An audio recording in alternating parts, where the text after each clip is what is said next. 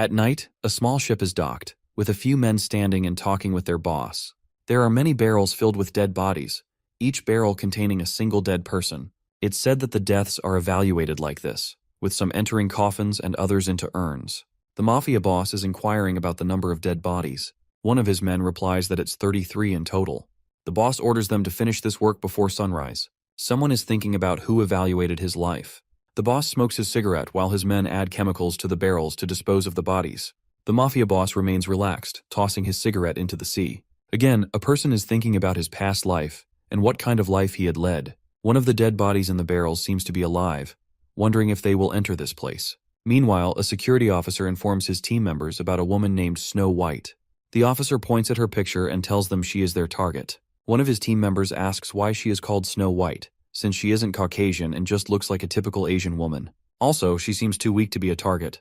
The team leader, Kim Soo-hyuk, explains that they can't judge her based on race or gender because she is really a dangerous woman. Her name is Anna Nanayama, also known as Snow White, and she is the leader of the Yakuza. The reason she is called Snow White is that she is the main supplier of drugs like pure cocaine, which is why she got that name.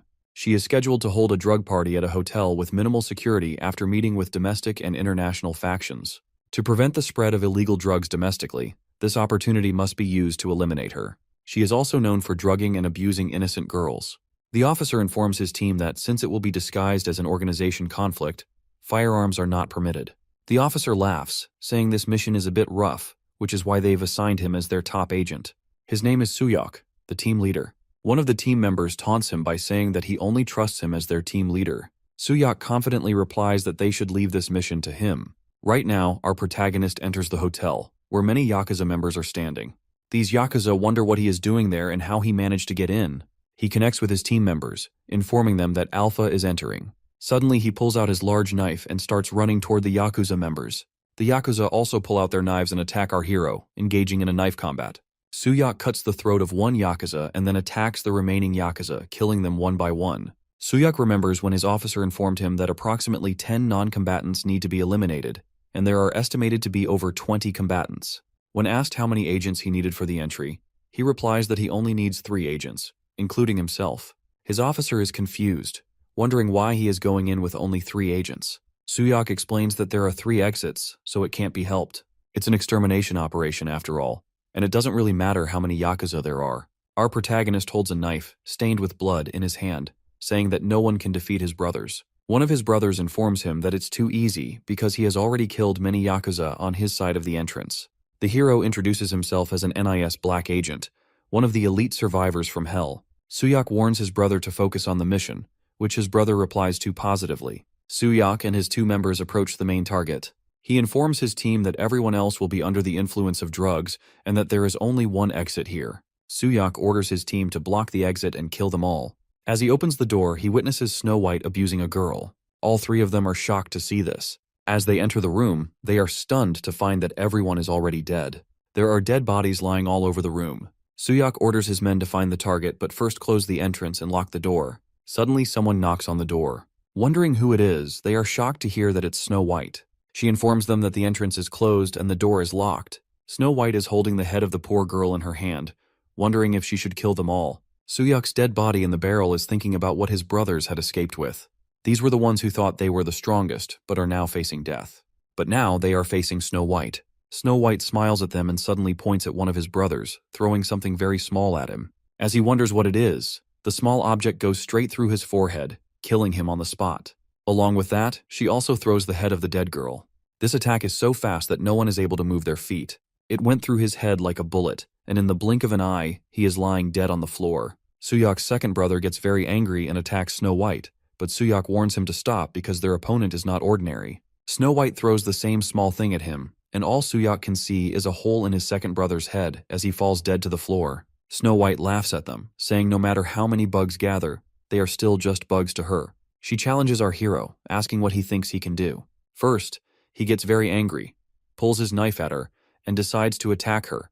But then he realizes he needs to think calmly because that entity is beyond his capabilities. He thinks that he can't go back like this now. She throws the same tiny thing at him again, which he avoids, surprised to see that it's actually a tooth she is throwing at him. He notices she's holding many teeth in her hand. She keeps throwing these teeth at him, but our hero keeps dodging them with his speed. When he gets close to her, before he can do any harm, she grabs him by his face and throws him far away from her. Suyuk thinks it's impossible for a woman to possess such powers and wonders what kind of power that is. Suddenly, she jumps in the air while holding his knife and lands right on top of his knees, causing extreme pain. While sitting on top of him, she tells him she really likes him. He excites her even more. She puts the knife through his hand, leaving him very helpless. Snow White tells him that his helplessness makes it even more fun for her. She rotates the knife, which is still in his hand. Our hero screams in pain, wondering what kind of fun she is talking about. She points toward the dead bodies and tells him that this scene and taking lives just for fun is her idea of amusement. Suyuk wonders if that's what she calls fun.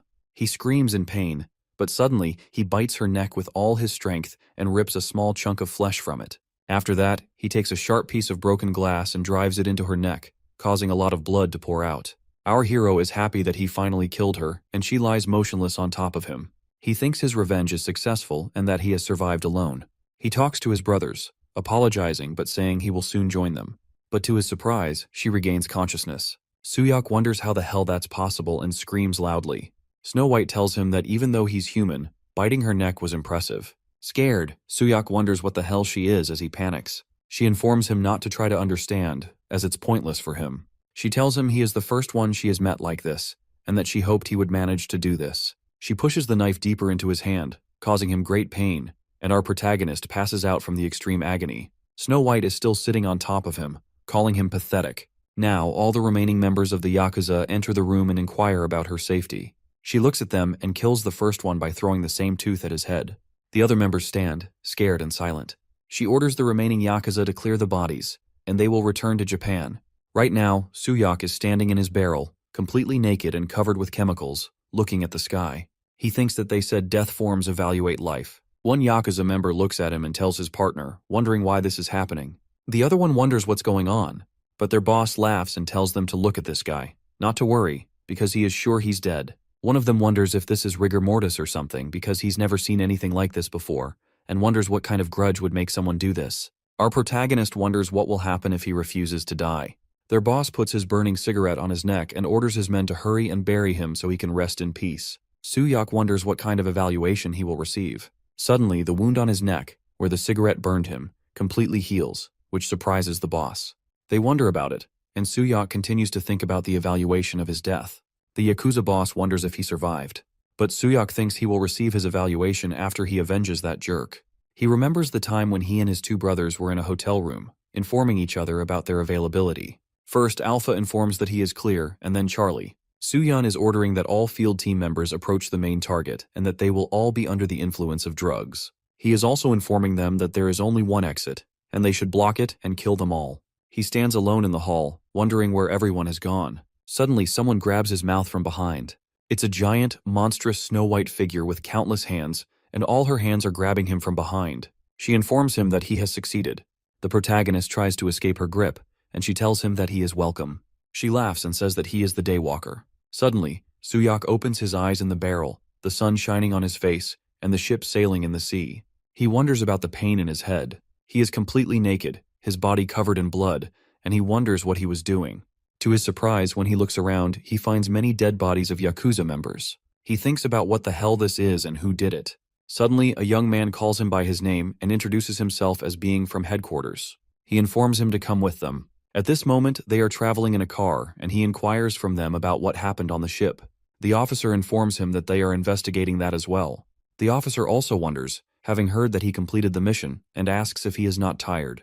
He answers that he is fine, and the officer informs him that the travel time is not short, so at least get some sleep during the journey. As he says that, Suyuk notices that he is wearing a gas mask. Suddenly, they release toxic gas from the car's air conditioning. The hero wonders what these guys are. Both officers sitting in the front seats are wearing gas masks, and the protagonist begins losing consciousness. One of the officers informs the director that they have secured the specimen. On the other side, the director is laughing and informing his officers that good work has been done and to transport it to the lab. He also says that they will start with the dissection immediately. The director is standing near his table, laughing like a psychopath, saying that finally he has got it. That thing. He thinks about Snow White. Soon, the car reaches headquarters. The director informs the researchers to gather around and quickly move it from the car because there are so many experiments to be conducted. As the researchers open the trunk of the car, they get scared to see the dead bodies of 2 officers. As the researchers wonder about it, suddenly a giant tooth comes from the window of the car and kills one of them on the spot. In the blink of an eye, all the researchers and agents begin falling dead on the ground one by one, all of them getting hit on their heads and dying. The director wonders what is happening as all his team members are dead. He questions how in the world this happened. The car doors open, and the protagonist comes out of the car. The director is scared as he looks at him. He starts running for his life, yelling for all units to eliminate that man. On the other side, Soo-hyuk is reloading his gun. In a short while, many agents start running toward him, holding knives in their hands. But he starts shooting them in their heads one by one. One by one, they start falling down. One of the agents manages to come close to him and attacks him with his knife, but he shoots him in the arm and then blows off his head with a single shot. At this point, more agents are attacking him with knives, and he is dodging them easily. First, he kills one agent and stabs another one. After killing him, he shoots the other one as well. But suddenly, an agent from a little distance manages to shoot him in the head. Shortly after, the agent informs the director that they have subdued him. All the remaining agents come close to his dead body while our protagonist is lying dead on the ground. These agents are armed with guns. When they get close to Soo-hyuk, he suddenly pulls his gun and shoots 2 of them immediately. The other agent shouts that he definitely shot him in the head and wonders why he is not dead and still moving. In the meantime, our protagonist grabs that agent by his neck while the agent is screaming and begging for mercy. After killing him, our protagonist thinks that he and his team dedicated their entire lives to the country, while the director is running away and screaming for help. He remembers when he killed 2 agents in the car and read the message from the director to kill him. He thinks that they have sacrificed them for their own achievement. He is looking at the director, who is running away from him. He thinks that he will show the director just how vicious the dog he abandoned can be. He walks away from the parking lot where he killed countless agents. Soo-hyuk thinks that maybe twice or even 3 times he died. He has no idea what's happening to his body. But what is certain is that as an agent, he gathers information and eliminates enemies. The director begs him to calm down, saying he'll explain everything, that there were circumstances, and that he'll help with Soo-hyuk's next promotion. He begs him to put the gun down. While saying all this, our protagonist shoots him in the leg. The director continues begging, asking Soo-hyuk to wait just a moment and listen to him. Our hero replies, telling him to shut up and answer the question. At this point, Soo-hyuk wants to know what the director did to him. The director explains that it seems there's been some misunderstanding, but Soo-hyuk should listen to what he wants to say. Suddenly, our hero shoots him in the other leg. He orders the director to cut the useless talk. The director explains that even if he dies, he comes back to life and his wounds heal quickly, and some of Snow White's subordinates were the same. Those guys reached the top of Japan despite being a new force, probably thanks to that technology. The director says they wanted to obtain that technology as well. Soo-hyuk wonders why the director sent those agents.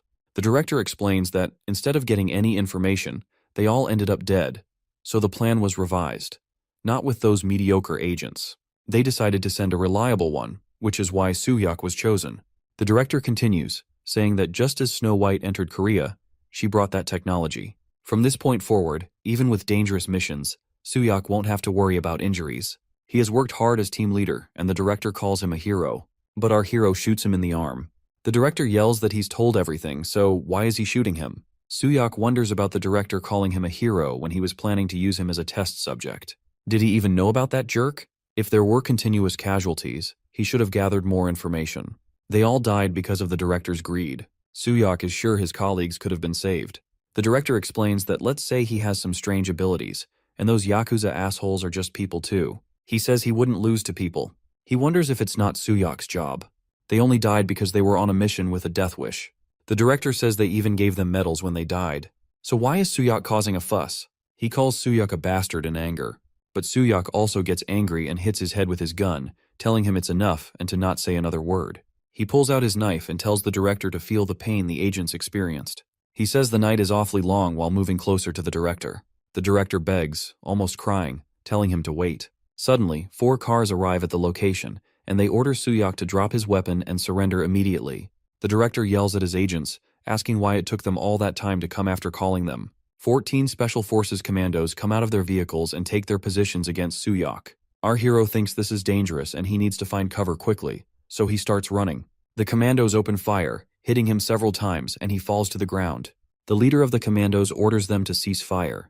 The director mocks Soo-hyuk, saying that looking all high and mighty serves him right. He says he just needs to be tied up for life and give them his blood gladly. The director wonders if Soo-hyuk can't resurrect and heal wounds too, then he should just keep pounding away. Whether it's him or the Yakuza, they'll overpower with firepower. The director mockingly laughs at him, saying that Suyak has worked hard. Suddenly, the director hears a woman's voice. She's looking down from the roof at them, wondering if that's Suyak. He recognizes her as squad leader Ayaka. She informs him that this is the Yakuza he just mentioned.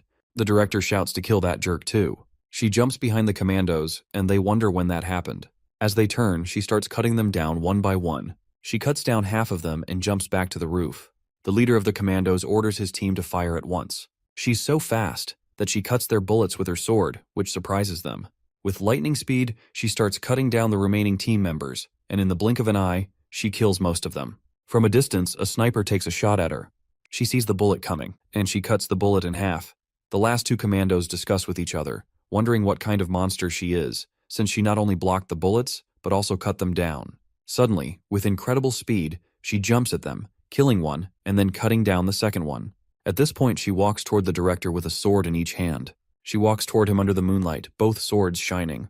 The director calls her a monster over and over again. But in the blink of an eye, she cuts his head in two. She stands in front of our protagonist, and he's just waking up. She wonders if he is Suyak. She informs him that Lady Anna asked for him to be brought to her. Our hero, still angry, tells her to piss off and calls her a whore. At this point, the female Yakuza informs him that it wasn't to bring him in, but to bring him to her, saying it in a threatening voice. She suddenly attacks our hero, which he stops with his knife. She tells him that he is very impressive. Suyun wonders if he has lost too much blood, and the longer this drags on, the worse it gets. At this moment, she is attacking him again, and he wonders if this is the only way. She strikes him once more with her two swords, informing him that he held out for a long time, but this is the end for him, as she continues her relentless attack. Finally, she penetrates his chest with her sword. After looking at the sword lodged in him, he grabs her hand, pulls the sword out of his chest, and attacks her with his knife. This time, both fall away from each other, but he manages to cut her head off. Our protagonist thinks that this time, he definitely cut Snow White's head off. He manages to cut her head off, but at the same time, she manages to cut his arm off. Still, he says that he won. He feels his mind fading, and he's dying again. Suddenly, the headless body of the attacker stands up again, and she says that he is impressive. Our hero is speechless and scared upon seeing this. He quietly stares at her headless body as she simply puts her head back on her neck, and very strangely, her neck repairs itself. Then she tells him that Lady Anna would find this desirable. Suyak worries because his body is not moving. She stands on his chest and places her sword on his chest, informing him that he has done well. When he wakes up, he will be in front of Lady Anna. He is scared and just stares at her. She simply puts her sword in his chest and stands there, saying that he should be more docile by this point because his blood supply has been cut off, and he is still conscious. He should return before it's too late. She places her hand on him, and very strangely, he manages to stand up. She tells him that struggling is pointless, but Suyak tries to punch her. At this moment, she cuts her remaining hand off and calls him foolish, informing him that at this rate, all his limbs will be cut off. She is surprised to see that his one arm grows back, and he punches her with it. Shortly after, his second arm grows back, and this time his arms are very strong and muscular. With a single attack, he rips off her skin from her arm. She thinks that it's regenerating again at super speed. He attacks her with incredible speed. This time, he bites her arms, and his bite is so strong that she has to cut her arms off to free herself from him. She grows her arms back with some magic, but he is still holding her arm in his teeth like an animal. Then, she thinks that at this rate, she will lose everything. She jumps into the air and attacks him, but she is surprised to see that his teeth are sharp and very large, and he howls like a wolf. His body is so big and strong that his shirt rips apart from him. She wonders what on earth that is. Suddenly, a bullet hits him in the head. As she tries to grasp what is happening, a few men appear, holding guns in their hands. Among them, a woman steps forward and remarks that Father in heaven, they are sending these two up. The woman who is fighting with our protagonist is scared to see that woman, and men are calling them bastards. The beautiful woman who just arrived with her soldiers is ordering them to shoot both of them.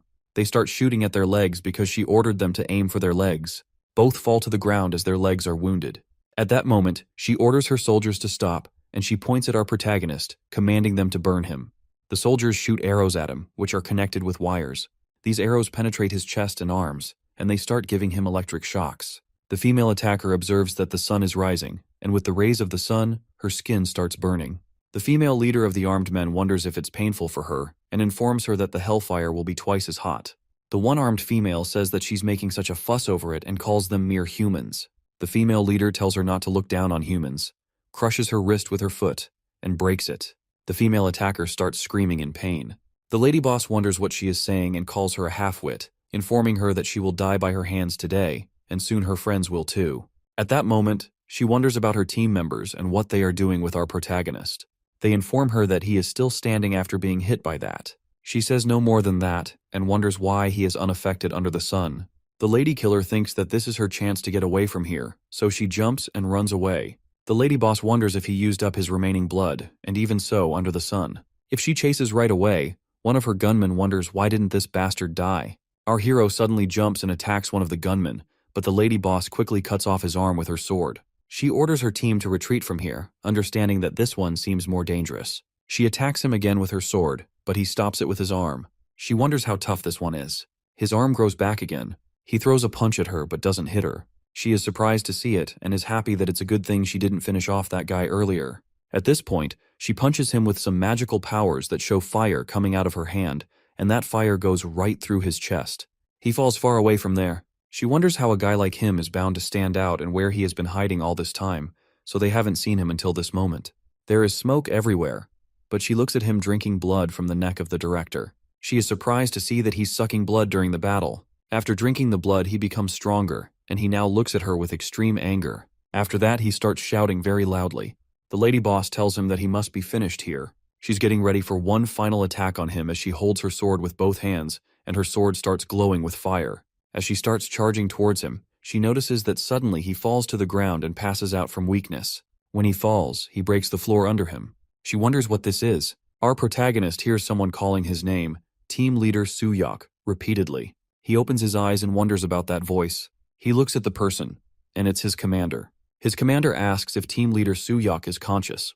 The lady boss is also there staring at him. Suyok asks about the identity of the lady boss, but finds out that he is chained to a pillar. He wonders about his condition. The lady boss informs Suyok to listen to her carefully. After considering his conduct, they have decided to kill him because he is a vampire. He is surprised and looks at the lady boss, wondering what she is talking about. Our protagonist wonders why she is calling him a vampire, and he tells her not to make him laugh, as there's no such thing. She comes close to him, holds his face in her hands, and wonders if she really has any idea. He guesses what she's doing to him. She bites her finger and draws a few drops of blood from it. After seeing the blood, he starts feeling thirsty. His teeth begin to grow, and veins start pumping. His eyes turn red as he focuses on the drop of blood. The only thing on his mind is that he wants to drink that blood. He stares at her like a crazy person. At this moment, she asks him if he believes it now. Our protagonist inquires what just happened. The commander tells her that he can't believe it, but it seems true. He also got a video of him rampaging on the ship, and the bodies were exactly as the person described. Suyok asks if he's saying that he did that. The lady boss explains that issuing a removal mission without knowing what Anna is, and it's true when these guys are reckless. Suyok wonders if they found out that Anna is a vampire, and something even the National Intelligence Service doesn't know. The lady boss confirms that, of course, killing vampires is the job of her Vatican squad. She puts her feet on his chest and informs him that, according to the rules, they should have killed him too, but she will give him a special chance to become her dog. Suyok is surprised to hear that. She continues that from what she's heard, they have a common enemy. So, let's not waste their strength on each other and kill Anna together. At that moment, in a multi-story building, Snow White says that some are taking over the cartel and absorbing the mafia, so why can't anyone catch a single bug? She grabs the lady attacker by her neck, and the attacker begs for mercy, saying sorry to her. Snow White already cut off her body into several pieces. Snow White explains that, as expected, she should not have entrusted it to her. She then pulls off her mask, kisses her on the lips, and transfers some of her blood into her mouth. After receiving her blood, her body starts growing back, and within a few seconds, her body fully regenerates. At this point, she's sitting in front of Snow White on her knees. Snow White warns her that this is her last chance and orders her to bring her. The lady attacker leaves the building, and while walking on the street, another girl looks at her from the roof of the building. She's sitting on the roof like a cat. Our protagonist is traveling in a car with the lady boss and a driver. He thinks about her warning that he just has to choose whether to die as a vampire from her hands or become her dog and work to kill Anna together. He also remembers the advice of his commander to be careful, and no matter what, the agent he killed was from the director's faction. They have no chance but to target him as well. His expression says it all. The lady boss inquires if it's hard to believe that he's a vampire. Suyok asks her why she brought him here. She explains that if it wasn't for her, all the factions would have targeted him. In that case, she suggests, isn't it better to take revenge together? At this point, the hero asks if she can trust him, to which she responds without hesitation that of course not at all. And the enemy of her enemy is her ally. For now, that's enough. She informs him that they're at the main base of the squad, and it's a sanctum. He asks if it's not just a cathedral, to which she replies affirmatively. He mentions that this way, it seems more natural. He looks at the building, still wondering if they were supposed to return. She clarifies that this isn't their destination. Moreover, since the sanctum is protected by sacred artifacts, he can't enter it.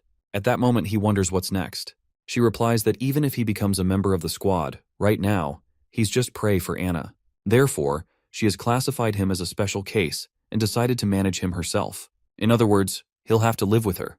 Right now the lady boss is informing him that this is a hotel affiliated with the squad. It provides the location and leaves no records. At this moment, she thinks that they haven't even properly introduced themselves. She is a member of the Vatican Secret Squad, and her name is Mirror. Our protagonist introduces himself as Kim Soo-hyuk. Mirror is curious, thinking that he probably has a lot of questions and allows him to ask anything. He's curious about vampires. She wonders if he's accepted it, and at that point, she starts explaining. As long as they keep consuming human blood, vampires will never die.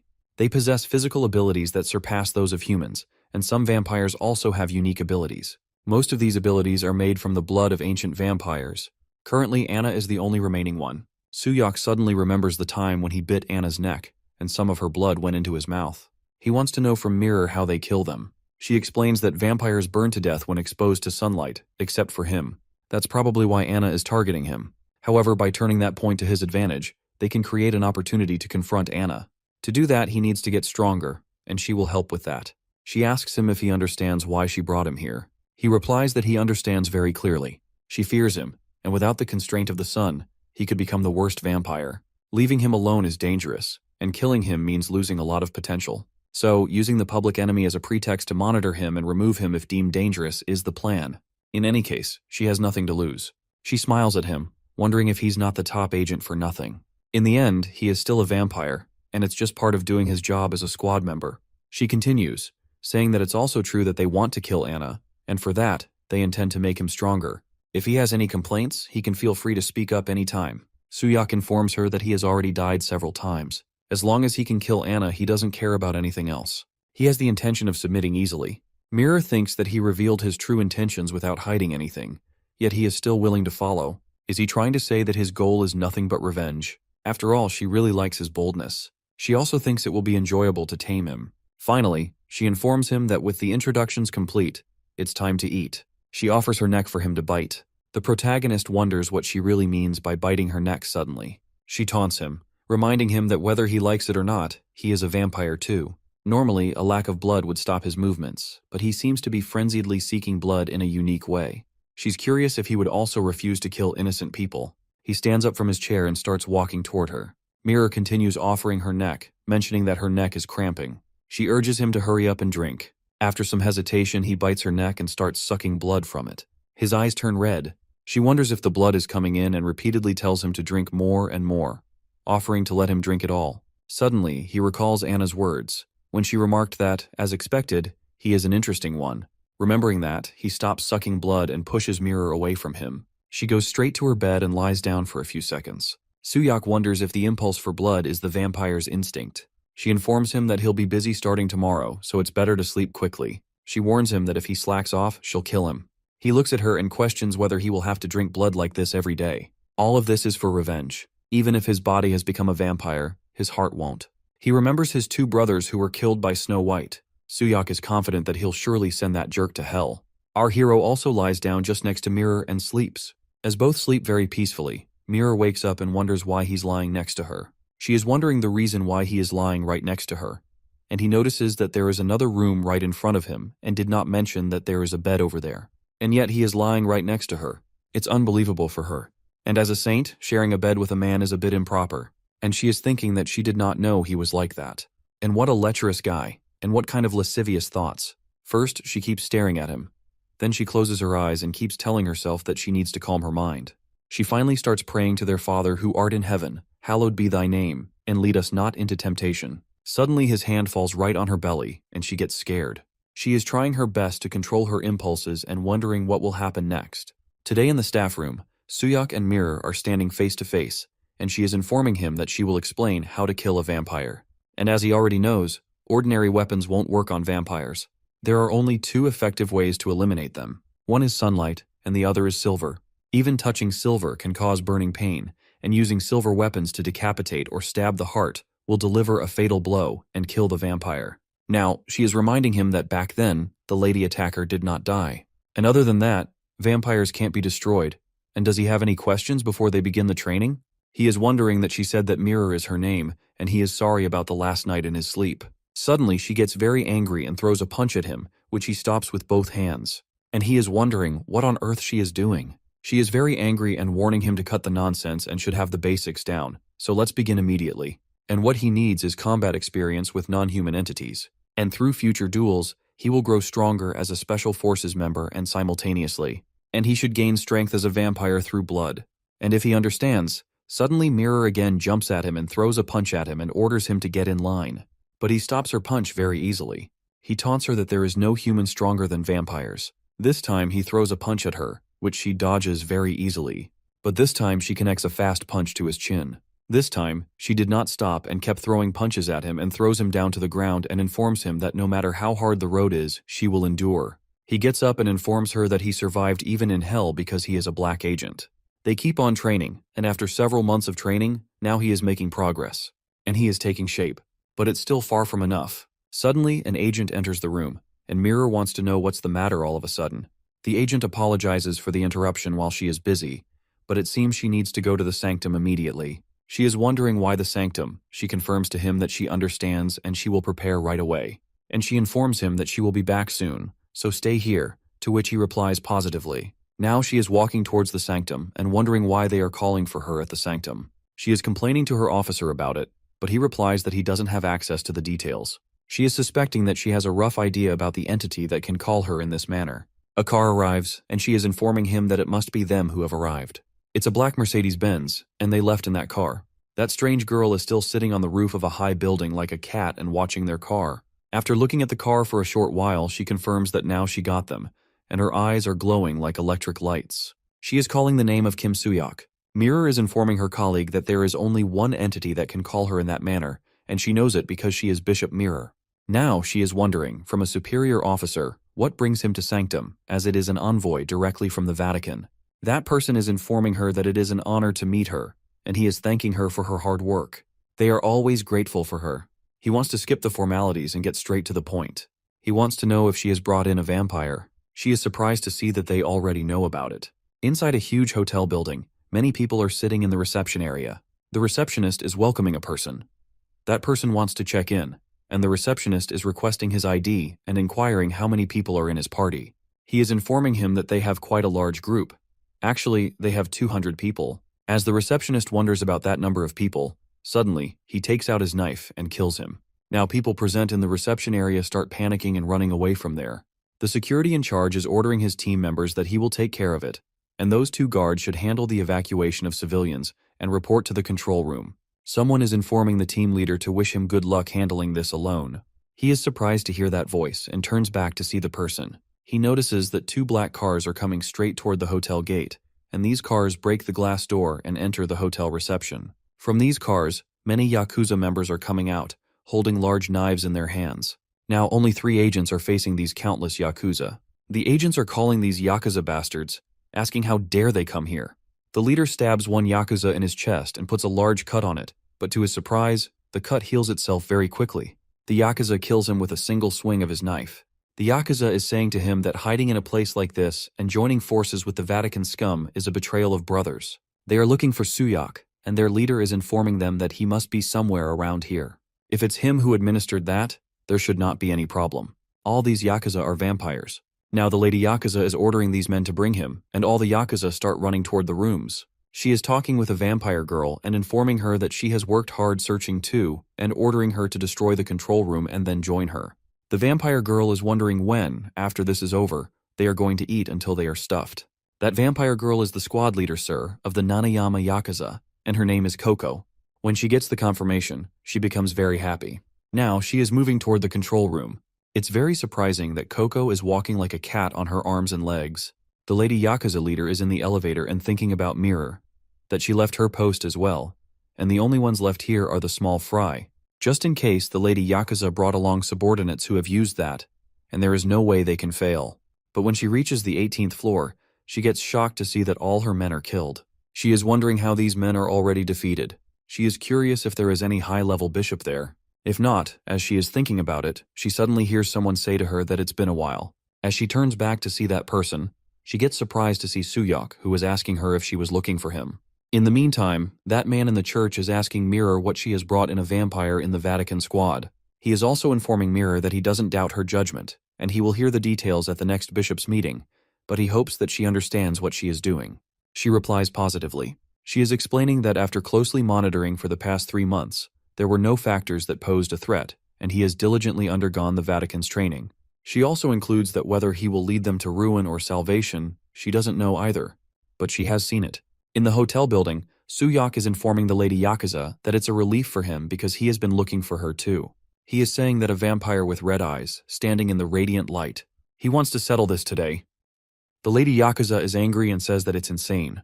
She draws her sword at him and attacks, but to her surprise, he is too strong for her as he stops her attack like it's nothing. She's curious to know what he's been doing all this time to become this strong. Suyok warns her that he will return her words exactly as she said them, and she's helped out for a long time. He grabs her by the neck, throws her to the ground, and sits on top of her, informing her that this is the end for her at this point. She's scared to death while he stops his knife right in front of her eye. She's curious to know why the attack stopped. Her body is shivering and not moving. She wonders what's happening to her. And suddenly, a woman with 2 very large snakes enters the room, wondering if he is Suyok. Actually, she is squad leader 5 of the Nazayama Yakuza, and her name is Katarina. He's curious to know if it's that woman's ability.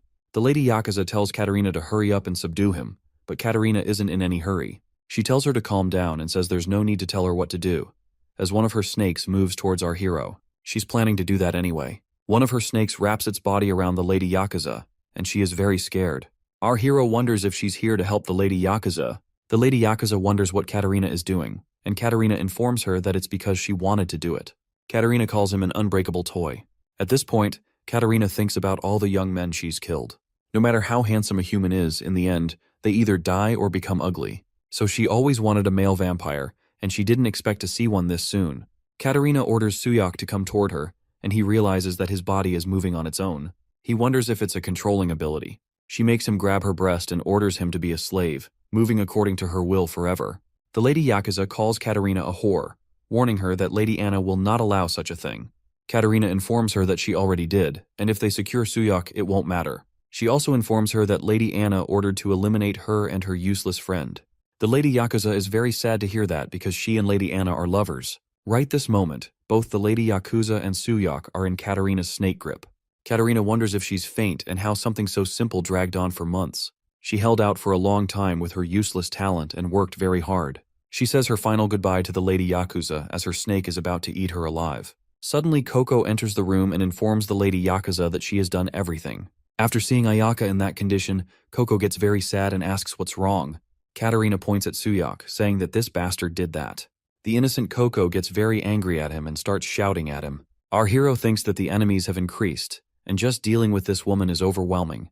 Katarina informs him that he doesn't have to worry because they've secured him and can return to Lady Anna. The innocent-minded Coco is still wondering if this guy did this to Ayaka. Katarina informs her that yes, he did it. Coco gets angry at him but can smell Katarina's poison on Ayaka. At this point, Katarina is a little surprised. In a jail cell, a very young girl is saying that she is very scared and wants to go home. She is calling for her mommy. Another child is lying down on the ground and looks unconscious. A very young Coco is introducing herself to that child and wants to know her name. It's Ayaka, who is remembering when she met Coco for the first time. At this moment, Ayaka wants to know from Suyok if he is awake and wondering if she can still move. He is not surprised that she still can't move. She is wondering if ultra-speed recovery is really that different.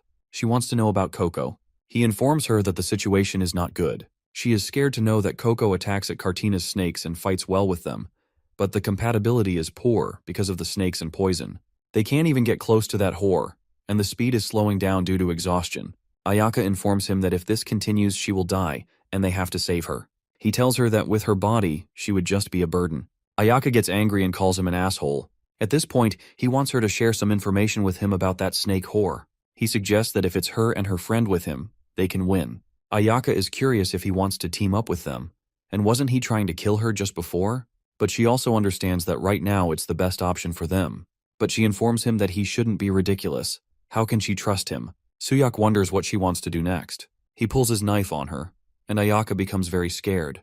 At this moment, Katrina is thinking that she is using more power than she expects, and wanting too much of her blood, especially on this unexpected fool. She also wonders why on earth she hasn't been poisoned yet. There's no way this jerk can detoxify her poison. She's too clueless. Coco is still fighting Katrina's snakes. Katrina is surprised to realize that Coco is just holding her breath the entire time. Finally, Coco attacks her, pulls in the air, and throws her out of the window. Then Coco starts breathing again, admitting that she would have been dead if the fight had lasted much longer. She asks Ayaka if she's okay and where she is. Eventually, she finds her, but after all her effort, she collapses to the ground.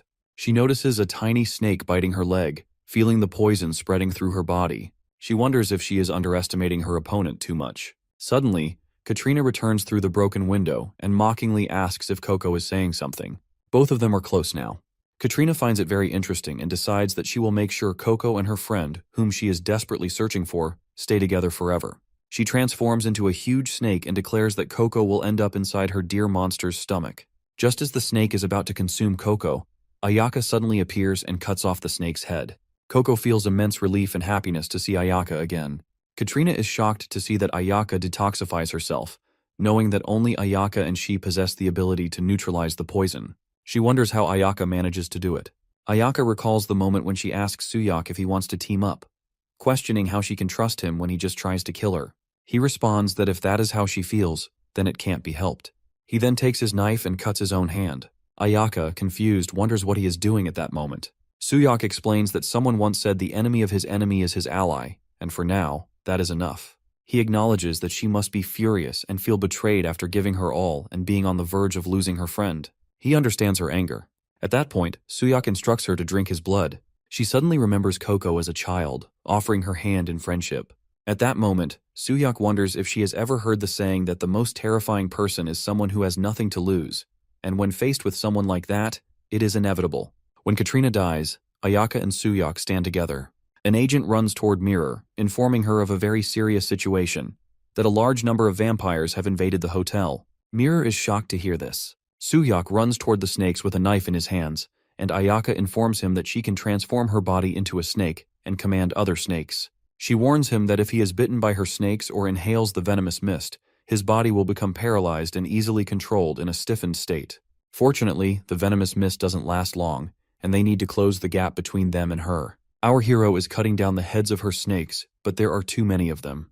She keeps reproducing them endlessly. One snake takes his knife in her mouth, and he wonders if she's trying to take his silver knife away. Many snakes circle around him, about to attack. Suddenly, Ayaka jumps in, cutting the snakes with her sword. She tells him to pull himself together, saying he's going to die just because he lost the silver knife. She also informs him that she's using her powers by consuming blood, so the snakes won't grow indefinitely, but she plans to drain his stamina. She will deal with the snakes somehow, and in the meantime, he must go and help Coco. He moves toward Coco and informs her that they are temporary allies. He tells her that when he detoxifies her blood, she must support him and her friend. He puts some of his blood in her mouth and says this is the only way for everyone to survive. The blood gives her new life and a lot of energy. Suddenly, she jumps up, pushes our hero down and sits on him like a dog. Suyak wonders if she's being controlled, as he's sure the detox was done. She informs Ayaka that she has got Suyak. Ayaka responds that they are not enemies with him anymore, and they need to kill Katrina along with him. After hearing this, Coco stares at Suyak for a few seconds, then starts running toward the snakes like a cat.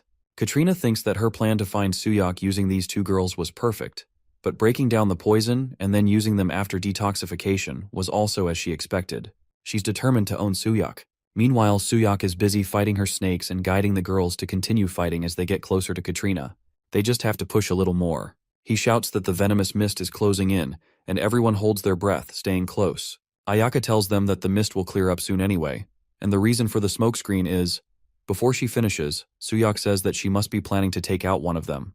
Ayaka replies that probably, excluding her, the target is either Ayaka because she's fast, or someone who fought alone and relies on Ayaka. Suddenly, Katrina appears right in front of Coco. She tells Coco how dare she lay hands on her body and that she will kill her first. Actually, her snakes bite Ayaka from all directions. Coco is worried about her. Our hero says he even anticipated her reaction, and if she targets Coco, then one of them is bound to get hit. He tells her to come quickly, and he'll share his blood with her before that whore comes, but she informs him that there's no need for that. He insists that time is of the essence and she better hurry. Our hero and Coco witness the snakes biting Ayaka all over her body. Suddenly she gets hit by a knife to her chest. Ayaka remembers when she was young, her mother telling her that she was sorry because she had to listen to what that man says from this point forward. Her mother sold her for drugs. That man introduced her to new friends. Actually, it was a red medicine, and by injecting that red medicine, he told her to be good friends with Red. During that process, she experienced a great amount of pain. It was their daily, repeating medication experiments. Because of these medicines, everyone started getting weirder and weirder, and one by one, they all died. It was so scary. But there was a time when she thought it would be better if she were the one to freeze to death right there. And when she was crying, she met Coco in the jail. She remembered how fascinating Coco was because she was the one who could smile in such a hell, and Ayaka laughed along with her. Every day felt like hell, but they could endure by relying on each other. Even the little happiness was short-lived. One day, the doctor orders his staff to isolate the subjects according to the dosage. He says that the control group should go to the left and the experimental group to the right, and they were separated. She remembers when they both were crying, looking at each other and calling each other's names. Ayaka is about to return her jacket, but Ayana tells her to keep wearing it, saying she will definitely come and find her. Coco becomes very happy after hearing that. A few years later, they transfer Ayaka to Coco's cell, and finally, she finds Coco again. She is so happy to find her alive. Ayaka informs Coco that she thought she would never see her again, but at that time, Coco is unable to recognize her. When Coco asks about Ayaka's identity, Ayaka tells her that she is someone who wants to be her friend. Coco is happy that she saved her. After that, she vows to protect her. Finally, they survive that hell. But they face a serious problem. One side is physically unstable, which is Ayaka, and the other side is mentally unstable, which is Coco. Both of them make a plan. They wonder what their difference is from humans and why they should be kept alive. They even consider whether they can just kill them. After escaping from there, another hell begins for them. Ayaka starts training to fight with a sword, thinking that she intended to die, and that if she didn't meet expectations, she could be discarded at any time. But as long as she could live with Coco, she shouldn't have left it to her. Can't she even catch a single bug? This is her last chance. The level of humiliation. She also remembers how Sayak fed her his blood to save her life, and how Lady Anna ripped apart her body just to shame her, and how it felt to be thrown out after giving them everything she had, and the frustration of losing a close friend. When Suyak offers her his own blood to drink and offers her the chance to live together and escape, she thinks that, for the first time, someone understands her, and it was him, her enemy. To survive, she stained her hands countless times, and even though she knew what was right, she couldn't do anything. But if it's him, at this point, she wants Suyak to listen to her very well. First, she tries to say something, but suddenly, she pulls him close to her and kisses him. Her body is cracking and falling apart, and she says thanks to Suyak. At this moment, she comforts Coco and tells her not to cry. She still remembers all the good memories with Coco. Ayaka says that they will always be together. As she says these words, her body starts disappearing in very small pieces, and within a few moments, she completely disappears. Coco is crying like a child, sitting next to her remaining clothes. Coco is calling Ayaka's name repeatedly, and she is crying. Katrina is smiling and saying, "Poor Ayaka," adding that she spent her whole life supporting her friend and ended up dying because of her. Katrina is taunting her, saying that at this point, she realizes this is all a futile resistance. She orders Coco to let's go to Anna, where she will be treated kindly. Unlike those guys, of course, by her. Suyak replies that he understands, and Katrina is surprised by his answer. Suyak completes his sentence by saying that he comprehends Ayaka. He says again that he knows what he needs to do. Annoyed, Katrina wonders if she's speaking to herself since no one is listening to her. Coco starts demanding from Katrina to bring Ayaka back, and while shouting these words, she suddenly attacks Katrina with her super speed. Coco jumps into the air and lands back on the ground, and her action creates a very bright light. Both Katrina and Suyak are surprised to see that. As they wonder what just happened, they find out that it's the Vatican people who have arrived. With them, Mirror is also present. Suyak informs her that Coco is not among the enemy, and that they are together. But he notices that a bullet just missed his head, and he wonders why they're shooting at him. A woman says there are really a lot of vampires and informs him that he doesn't have to worry about it because she will purify all of them. Her attack is filled with divine power, and even her eyes are pierced by the Holy Cross. She tells him that he's got some guts because they're attacking a hotel belonging to the Vatican squad. Katrina tells her that she's the one with guts because she has brought so many puppets for her. She starts releasing venom into the air, and Suyok warns everyone to hold their breath. If they inhale, they will either be paralyzed or become her slave. But the lady walks towards the venom with confidence. Our hero wonders how she is going to block this. The lady builds a magical wall in front of the snake. The snake cannot enter that wall, and the lady is very happy with that. Afterward, she throws a magical ball at the snake, cutting off its head. Coco and Suyok are holding their breaths, witnessing all this, and wondering how she can handle those snakes so easily. At this point, the lady asks them what's next. They're curious about how strong she is. Our hero notices that the snake jerk has disappeared, and there are no poisonous clouds aside from the snake's head. The lady is sad because she has no idea where Katrina went. She asks her team members where she could have gone. They reply that they have no idea. One of her team members calms her down. The Lady Bishop is crying that only the head of the snake is left. Suyok informs her that it's because she cut it off, and it's possible that Katrina has hidden and escaped in the snake's head. Now she understands and thanks him. Our hero suggests that they need to chase after her quickly. The Lady Bishop points toward Coco and Suyok and orders her team to shoot them first. Quickly, Suyok grabs Coco and starts running away from there. Her team starts shooting at them. She informs Suyok that she'll send him off without pain since he's a good vampire. Our hero quickly hides behind a wall with Coco and informs them that he is not an enemy and that he is allied with Mirror. The Lady Bishop, who is about to attack him, informs him that the Vatican does not negotiate with vampires. Besides, saying that he is allied with Sister Mirror is quite ridiculous, and she attacks them with her magical powers. Suyok understands now that this hasn't been shared within the Vatican yet, and he wonders how he can avoid friction. Suyok tries to prove it to her by referencing room number 1701. The lady wonders what that's about all of a sudden because it's the same room where she is living with Mirror. After hearing that, she naturalizes her weapon and gets very shocked to know that Mirror is living with a man. At this point, she's curious to know for how long and since when they've been living together. Suyok informs her that today, Mirror is wearing black underwear. The Lady Bishop is extremely shocked to hear that. In the meantime, a car stops in front of the hotel building, and Mirror comes out of the car. She is wondering why these two cars of her agents are there. When she realizes that they are here for the vampires, she starts running into the building. While running, she is cursing the vampires, saying that they are taking advantage of her absence. If she lets them take Suyok like this, then it's over. When she reaches inside, she inquires from Suyok if she heard a vampire came here, and what is going on at this moment. After entering the hall, she finds Suyok and Coco standing on one side, and the Lady Bishop is standing near them, completely lost. The only thing she is saying is that this is ridiculous. Mirror is curious about what she means by that. They are in room number 1701. She is informing her that the Yakuza and 3 vampire leaders barged in, and one of the leaders got killed after they split up. One ran away and the other was captured. Mirror confirms that they really dodged a bullet this time, and if Suyok had fallen into Anna's hands, it would have been a disaster. He is informing her that they figured out when she would be absent and came to this place. It means their information network is no joke, and this hotel is not safe anymore. Mirror admits that for sure, they need to move locations, and they can't be apart for even a moment. At this point, Mirror and our hero are looking into each other's eyes, and that eye contact makes Mirror shy and she smiles. Suyok says that the guy who almost died, facing one vampire for the first time and now went against 3 and is still alive. The combat training that goes beyond human strength and speed, and it's clear that he has gotten stronger through constant blood-sucking. Mirror confirms that even if he is a bit slow, if he keeps getting stronger like this, he will eventually be able to kill Anna. And anyway, from this point on, don't leave his post carelessly. Mirror is angry at him and asks if he would refuse to go if the higher-ups called for him. He is informing her that there is something she needs to know, and he has obtained some important information. She is curious to know about it. He is informing her that as a vampire, he knows the way he can become as fast and strong as Anna. She is shocked to know that. He explains to her that the 7th squad leader of Nanayama Yakuza, Ayaka, gave him this information. And she gave him this information right before her demise.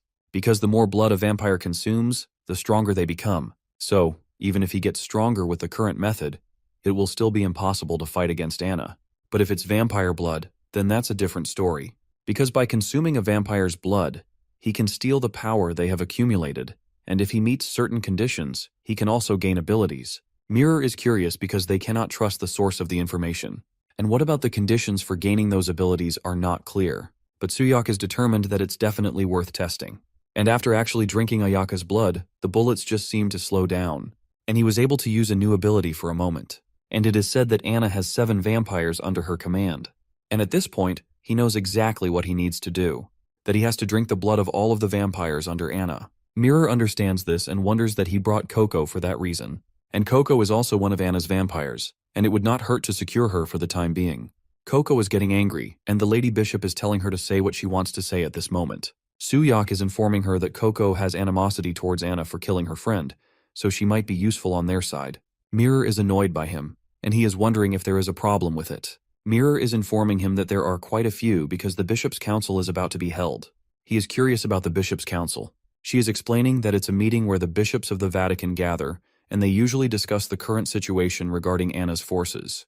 But the topic of this meeting is Suyak, and since he was brought into the vampire hunting group, there are some folks who are not pleased. But he doesn't have to worry about it, because her position is not that bad. And as he said, she brought him here to keep an eye on him. But at this point, she thinks she can trust him a little. She starts opening her shirt and telling him that he has worked hard. She is offering her neck to suck blood as a reward and telling him to eat up. The Lady Bishop is listening to all this conversation and is shocked. She is sitting outside the room and is very angry as she cannot believe her ears. Suyak is telling her that she gives him this every day, and what did she mean by a reward? The Lady Bishop is wondering outside the room that she gives him that every day. Mirror is informing him that he has changed since the beginning, because at first, he struggled to hold back in excitement. But now, he seems to be doing it quite leisurely. And if it gets too hard in the middle, just let him know, he informs her. Outside the room, the Lady Bishop is shaking in fear by hearing that. At first, he struggled to hold back in excitement, but now he seems to be doing it quite leisurely. And Suyak is saying if it gets too hard in the middle, just let him know, Mirror. The Lady Bishop is imagining that both are having intercourse right now, and she is wondering what on earth is going on, Sister Mirror. At this moment, she hears Mirror telling him that earlier he said the more the better, so should he call Lucia too. He responds that first, they should ask for her opinion. At this point, Lucia is scared to death upon hearing that and is thinking that Mirror is saying she will call her. She is wondering why her, imagining herself and Mirror both having fun with Suyak at the same time. She is shaking just by imagining that she is doing it.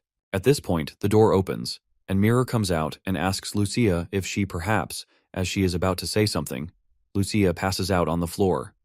As Mirror comes out of the room, Lucia hugs her and informs her that she will see her at the bishop meeting. While hugging Mirror, Lucia looks at Suyak with very angry eyes. After that, she gets into her car quickly and disappears. He wonders what happened to her. Mirror informs him that Lucia has also left, and the problem is Coco. Coco is happy that she doesn't act so high and mighty just because she's a bishop. She's nothing at all.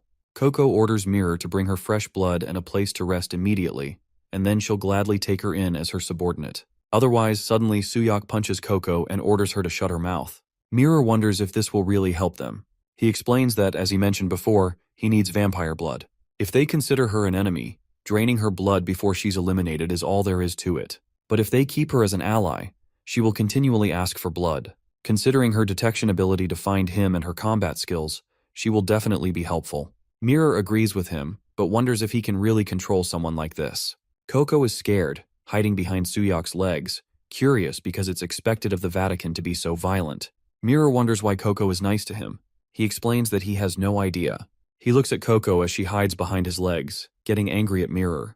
He thinks that he was consumed by rage when his comrades died and he killed the director and his team members who sacrificed themselves. Actually, he killed them all. This girl, who also lost a friend, is surely burning inside as well. He calls Coco by her name, and she starts looking at him with love and trust. He informs Coco that they will kill her master, Anna, and it would be nice to have her help in that process, but she's not absolutely necessary. She can either die as a vampire or take revenge for her friend together with them. At this point, Coco has to choose one option.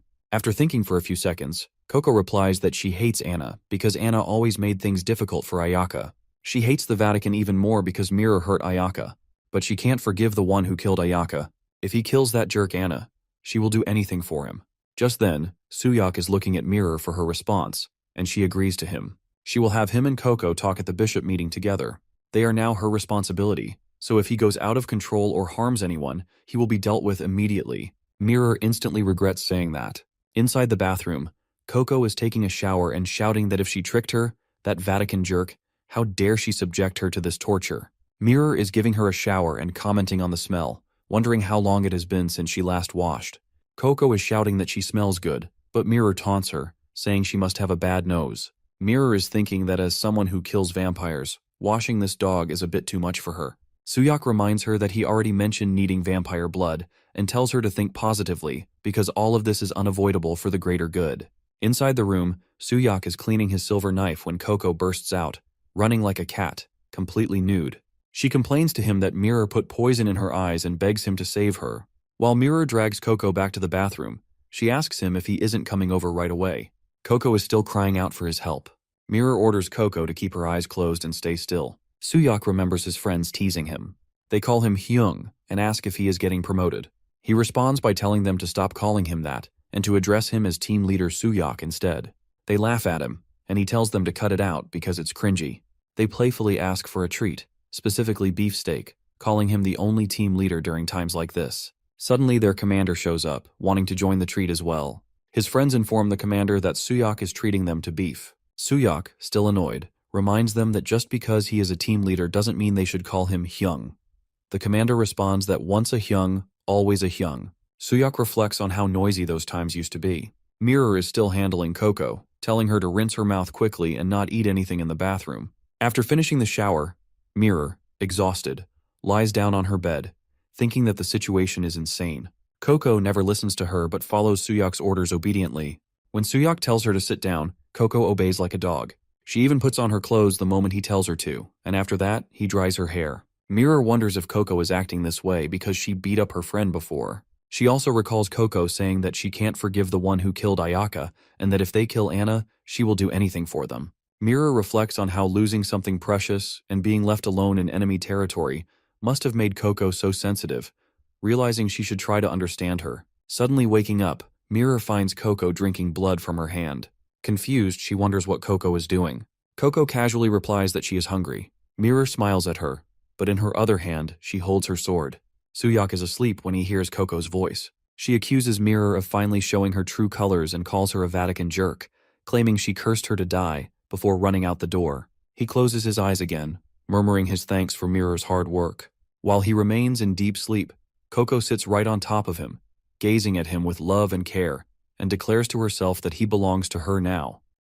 It's early in the morning, and Suyak wakes up from deep sleep, only to find someone sleeping on top of him. When he lifts his blanket, he realizes it's Coco, sleeping like a child on him. He wonders why she is here. She replies that it's dangerous because of the sunlight. He wants Coco to wake up at this moment. He removes the blanket completely, still wondering what on earth she is doing all of a sudden. She refuses to move away from him, crying while calling out Ayaka's name. At this point, he understands her problem. He drank Ayaka's blood, and now he has her scent. That's why she followed his words so well. He understands how it feels to lose a precious companion, and he understands why she's crying for her. Coco is still holding him in bed and not letting him go. He remembers the time when his commander comforted him, saying it's okay, and he cried like a child. He tells Coco that everything is fine at this point. At this moment, inside the hotel's gymnasium, he and Mirror are practicing martial arts. When Mirror throws a very fast punch at him, he easily escapes it. She's surprised to see his speed. When he punches her, it hits her in the face. She tells him that he's suddenly improved. His reactions are definitely faster than before. She wants to know if it's because of Ayaka's blood. It's good, as she needs to use this to her advantage. He wonders what she means by that. She explains that today is the day of the Bishop Conference. His existence is still unofficial, but today will be the day to decide his official admission. If he is deemed unsuitable for this order, he wonders what will happen then. Mirror explains that he will be immediately executed. She puts her hand on his shoulder and comforts him, saying he doesn't have to worry because she believes he has enough potential to attract hidden vampires, as well as rapid growth to compete with the captains in a short period of time. These two things will help him contribute to the order. Since he will be the key to ending the crusade by killing Anna, she asks if he's not confident. He replies that he was strong enough even as a human. Now that he has learned how to grow stronger as a vampire, killing Anna is just a matter of time. There's a lot to do, so let's finish this Bishop Conference or whatever quickly. Mirror is very happy with his confidence. They are ready to enter the conference room. Our hero is thinking about Nanayama Anna, the squad leaders, and himself, who has become a vampire. He thinks about the Vatican and how they're all demons from the same hell. Whether the Vatican will use him or he will use the Vatican, he doesn't care either way. He's determined to take revenge on the woman who destroyed his life. He has secured 2 of the 7 leaders, and now he's only 5 steps away from Anna. He thinks he needs to drain all of them to grow. This is what he's thinking. At this moment, Anna is inquiring about the fight from Katrina. Katrina explains that Ayaka's death has been confirmed and Coco is likely with the Vatican. She further explains that she means with Suyak. Katrina confirms to Anna that things went just as planned. He's growing very well. Katrina also explains that he even dismantled her poison that had transformed. He will come to them without even needing to intervene. Anna orders her to just focus on the red thing until then. At the bishop conference, which will be held in the cathedral soon, Mirror explains this to Suyak. He wonders why this isn't the sanctum they were in last time. She explains that this is the cathedral under the Vatican. She shows him a map and explains that it serves as a regular cathedral while also collecting information, since he cannot enter the sanctum with the sacred artifacts. It was arranged to take place here just for him. Suyak appreciates that. He confirms that he understands her efforts, but asks if they really needed to go this far. The order instructed to keep him restrained just in case. He can't help that either. She explains that there will be bishops who are hostile to him, but he's still better than Coco. From a little distance, a man watches both of them and asks if that guy is her vampire. Mirror is welcoming Bishop Dominic and telling him that it's been a while since they last met. He is also asking about her wellness. Dominic is wondering if he is Suyak, the vampire who used to be a black agent and is presently trying to join the Vatican. Dominic expresses his happiness, calling it really great news. He is sure that Suyak will be a great asset to their combat strength, and she certainly found quite the talent. Mirror explains that during a mission, he fought evenly with those squad leaders. Dominic teases him by saying that it was with the weakest of the squad leaders, of course. As for him, he wants to burn all the vampires to death, and it's too bad that he wasn't there. He starts laughing at our hero. Suyak removes Dominic's hand from his shoulder. As Dominic is leaving, he informs him that it was nice meeting him, and that he'll see him later in the meeting room. He calls his assistant Hilda to go with him. Hilda tells Mirror that it's been a long time and she'll see her in the meeting room. Before leaving, Hilda stares at our hero with innocent eyes. After looking at him, she greets him as well. Suyak wonders if Hilda is truly a bishop. She informs him that it's a special case, so it's quite different from the usual structure. He must have sensed it too, but to most members of the Vatican, he's probably a thorn in their side. There are more people like Dominic, but some may be openly hostile. Suddenly Lucia enters and hugs Mirror, and Mirror wonders how Lucia is already here. It seems like she's seeing her more frequently these days. Lucia wonders if she enjoys it as well. Mirror replies that of course she is happy to see her. Lucia glares at Suyak angrily. Lucia is curious to know if Mirror has seen Lady Cecilia. She replies that she hasn't seen her yet. Lucia tells her that she thinks Mirror should be cautious of Lady Cecilia. Mirror asks why she is saying that.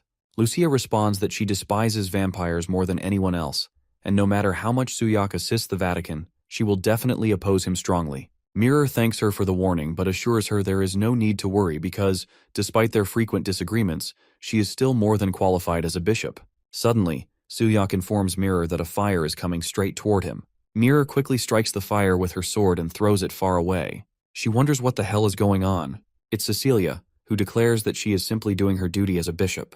She questions Mirror, asking if a bishop who protects people from vampires is now seriously protecting a vampire. She insists there is no need for a meeting and orders Mirror to leave him behind. As Cecilia prepares to attack Suyak again, Lucia interrupts her, explaining that they brought Suyak there under the Cardinal's command. Cecilia remains undeterred, insisting that she is only doing her job and ordering Mirror to step aside quietly. Lucia tries to reason with Lady Cecilia, but the lady's attention is fixed solely on Suyak, finding him fascinating. Mirror warns her that if she refuses to step aside, she will handle her personally. Cecilia lunges forward, reminding Mirror that she already warned her. Lucia prepares to assist, but Mirror tells her to stand down, assuring her that she can handle the situation and will do it her way. Now Lady Cecilia and Mirror stand face to face, just moments away from clashing. The fight begins, with Mirror wielding her sword while Cecilia uses her magical fists. Fire and smoke fill the air, making it difficult to see their movements. Lucia anxiously wonders if Mirror is holding up against her opponent. Suddenly, a female bishop arrives and demands to know the reason for the commotion. Mirror and Cecilia continue exchanging blows with their swords, but Mirror is surprised by how easily the other woman blocks her attacks. The newly arrived bishop, observing the fight, questions Cecilia about Mirror's identity, clearly intrigued. Without warning, all three female bishops lower themselves into deep bows and, in unison, greet Her Holiness. The figure they acknowledge is none other than the Cardinal herself, and her name is Helena. Cecilia apologizes for her earlier misbehavior. Helena dismisses it, saying it's fine and that she can roughly guess the reason behind her actions. She orders everyone to enter the meeting room. Mirror acknowledges the command, replying that she understands. Cecilia, however, warns Mirror to view this not as a meeting but as an execution trial, making it clear that if there is no valid reason, that man will die by her hands today. Lucia invites Mirror to join her in the meeting room. Mirror reminds herself to stay focused, knowing that if today's meeting goes wrong, both Suyak and Coco will die here. Inside the meeting room, Helena opens the session, officially beginning the proceedings. All 6 of them are seated at the table while Suyak stands before them. Helena greets everyone, mentioning that it has been a while and expressing her hope that they have all been well. Cecilia promptly requests to speak, catching Helena's attention. Helena wonders what she intends to say. Cecilia apologizes but insists on asking why a filthy vampire is present in such a sacred place. Mirror thinks that she went straight to the point. Helena explains that she is sure everyone was surprised by the agenda, and this matter is likely the primary concern of everyone present here today. Since they have all been briefed, she would like to hear each of their opinions. Cecilia blasts out that a vampire in the Vatican is absolutely unacceptable. Dominic informs them that he cannot trust them because they are too easily controlled by anger and desire. But Bishop Hilda replies that she is not sure. Cecilia wants to know from Lucia, and she hears that she has already met him. At the same time, Dominic gives a candy to Hilda and tells her to speak boldly. Hilda thanks him, just like a child. At this point, Lucia explains to Cecilia that the first time she met him was when Anna's team leader attacked the hotel. At that time, Suyok risked his life to defend the base, and he also helped the allied members who joined them. But since they hadn't received any information about him, they continued to attack him. Even though he had the ability to retaliate, he never fought back against them. Dominic is surprised to hear that. Lucia continues that moreover, Suyok is under Bishop Mirror's control. Lucia thinks that it makes sense since the two of them are lovers, but she doesn't say it in the meeting. And that concludes her statement. Suddenly her nose starts bleeding. Lastly, Helena wants to know from Bishop Mirror. She starts by saying that she believes in Suyok.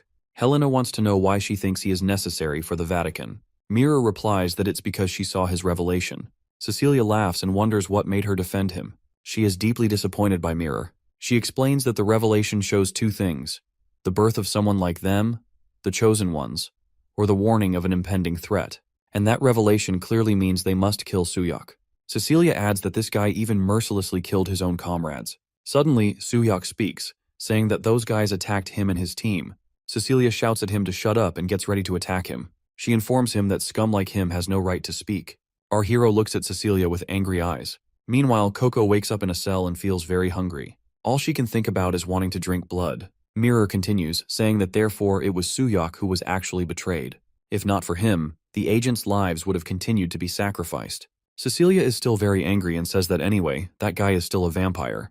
The will passed down from their ancestors is clear: the extermination of their kind. Mirror agrees with her, saying that to exterminate the vampires, they must deal with Anna and her vampires as well. She asks if there is anyone here who can make them come to them on their own.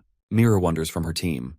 The Vatican was established by St. Peter with a 2,000-year history, and thanks to the dedication and sacrifices of the members of the Vatican, only Anna remains of the ancient vampires. However, Anna cunningly hides in the shadows and expands her power while evading them, but suddenly those hiding have begun to emerge, just due to Suyok's appearance. Since his arrival, the 7th squad leader has been annihilated, and the 6th squad leaders joined them. Mirror continues, saying that everything that was stagnant is now moving quickly, and they now have a lead to end this game of tag that has lasted for 2,000 years in their generation. Cecilia is angry at Mirror and tells her that she's spouting nonsense. What about the 6th squad leaders joining them? Has she completely lost it? Cecilia wants the Cardinal to strip Mirror of her position and execute the two vampires immediately. Helena informs Mirror that it's quite a bold statement, but it is worth considering. Because of that man, Anna has shown her weakness for the first time, and perhaps this is an opportunity. She is thinking of forming an experimental unit. Cecilia is still trying to stop her. Helena continues that they cannot ignore legitimacy either. If more than half of the bishops agree, it will be implemented. Now Helena demands that those who support this decision must take responsibility for it. Mirror confirms that she understands. Cecilia punches the table and says that she can concede 100 times that Suyok is still acceptable, but the other one was Anna's subordinate, and that woman is absolutely unacceptable. Helena wonders if she has heard that Coco has low aggression and cannot be controlled, and says they'll see for themselves and judge. Helena orders to bring in the 6th squad leader, Coco. This is a big problem. A male bishop comes in running. Helena gets angry at him and starts asking him what he is doing during the meeting. He apologizes and warns her that it's urgent. Helena is curious about what's going on. The man shouts that the vampire known as the 6th squad leader, Coco, has escaped. Everyone is shocked to hear that Coco has escaped. Cecilia taunts Mirror for Coco's escape. Mirror informs them that catching her is the priority, and soon she realizes it's still daytime. Dominic replies that if she escaped from the basement, it would be a disaster. Mirror thinks that the places she would head to are either the orphanage at the cathedral. She imagines a child waking up to use the toilet, and when he opens the door, Coco is already standing there, waiting for him. Dominic shouts for the children, Suddenly, the girl bishop informs him to wait a minute. She is in the process of concentrating on something. Suyak observes her as her eyes begin to glow like lights, and the atmosphere around her changes. Dominic tells her to calm down, assuring her that her siblings will be fine. If she doesn't control her emotions, he finds out that it's already too late. Suddenly, electric currents start circling around them. Everyone thinks it's about to come out. Lucia tells everyone to be careful. Suyak shouts, calling out to Mirror and warning that it's on her side. Suddenly, a sword falls from the sky and Lucia is worried about Mirror. Helena is also curious about Mirror's safety. The sword slightly cuts Mirror's arm, injuring her, and her arm begins to bleed. Mirror thanks Helena for helping her and saving her life. Lucia runs toward Mirror, inquiring about her arm. Helena orders Lucia to go to the orphanage first, and she replies positively. Helena orders Dominic to take care of Bishop Hilda because, since Bishop Dominic is usually well trusted, it should be possible. Helena informs them that the rest will head to the orphanage, and if that vampire causes any trouble, she will hold Mirror accountable accordingly. Mirror replies positively. Cecilia runs toward the director's office, saying that she knew this would happen because she is a vampire at the level of a sect leader from the Nanayama Yakuza, and her true nature won't change. If anything happens, it's all because of Mirror. Suddenly, she sees Lucia standing in front of a door. Cecilia wonders why they're in a hurry and what she's doing there. After reaching the orphanage room, Cecilia is shocked to see that all the children in the orphanage are dead, and she wonders if it's already too late. Cecilia starts shouting at the vampire, demanding to know what it has done. But as she enters the children's room, she is surprised to find Coco playing with a child, who is happily riding on her back. Another child informs Cecilia that if she wants a turn, she must get in line. Realizing that it was all her imagination, Cecilia sees that all the children are alive and happy with Coco. After witnessing this scene, Cecilia wonders if that thing is really a squad leader. Mirror comes running into the room, immediately asking Coco what she is doing with the children. Upon noticing the blood on Mirror's arm, Coco becomes overly excited and eagerly requests just a sip of it, but Mirror refuses her without hesitation. Cecilia firmly tells Mirror that she is well aware. This is clearly the vampire itself. Despite Mirror's rejection, Coco continues to plead for a sip of blood, but Mirror stops her sharply, questioning her actions. Undeterred, Cecilia remains resolute in her decision to eliminate Coco. She orders Mirror to get away from Coco, and Coco wonders what she means by that. Coco informs her that Suyak told her not to drink the blood of others. Cecilia is surprised to see that she is under control, even though she is a vampire. Mirror wonders if only her blood is allowed for her. As Cecilia is about to attack Coco, suddenly Dominic holds her hand and informs her that the children are watching and that she must withdraw her powers. Hilda rushes in, curious about the safety of the children. The children are very happy to see Hilda, calling her name. She informs the kids that she is glad they are safe and asks about their well-being. The children inform her that Coco played with them, and they had fun. Right then, Mirror warns Coco to wait a second, but Coco insists that she doesn't want to wait anymore. The children point at Coco, saying that with her red eyes, she played with them, even letting them ride on her back, and they had a lot of fun playing together. Hilda gets emotional and starts crying while looking at Coco. Hilda quickly hugs Mirror and says sorry to her. She apologizes to Mirror because she got hurt because of her. Mirror comforts her by saying that she was just worried about her siblings, and it was not intentional, so it's okay.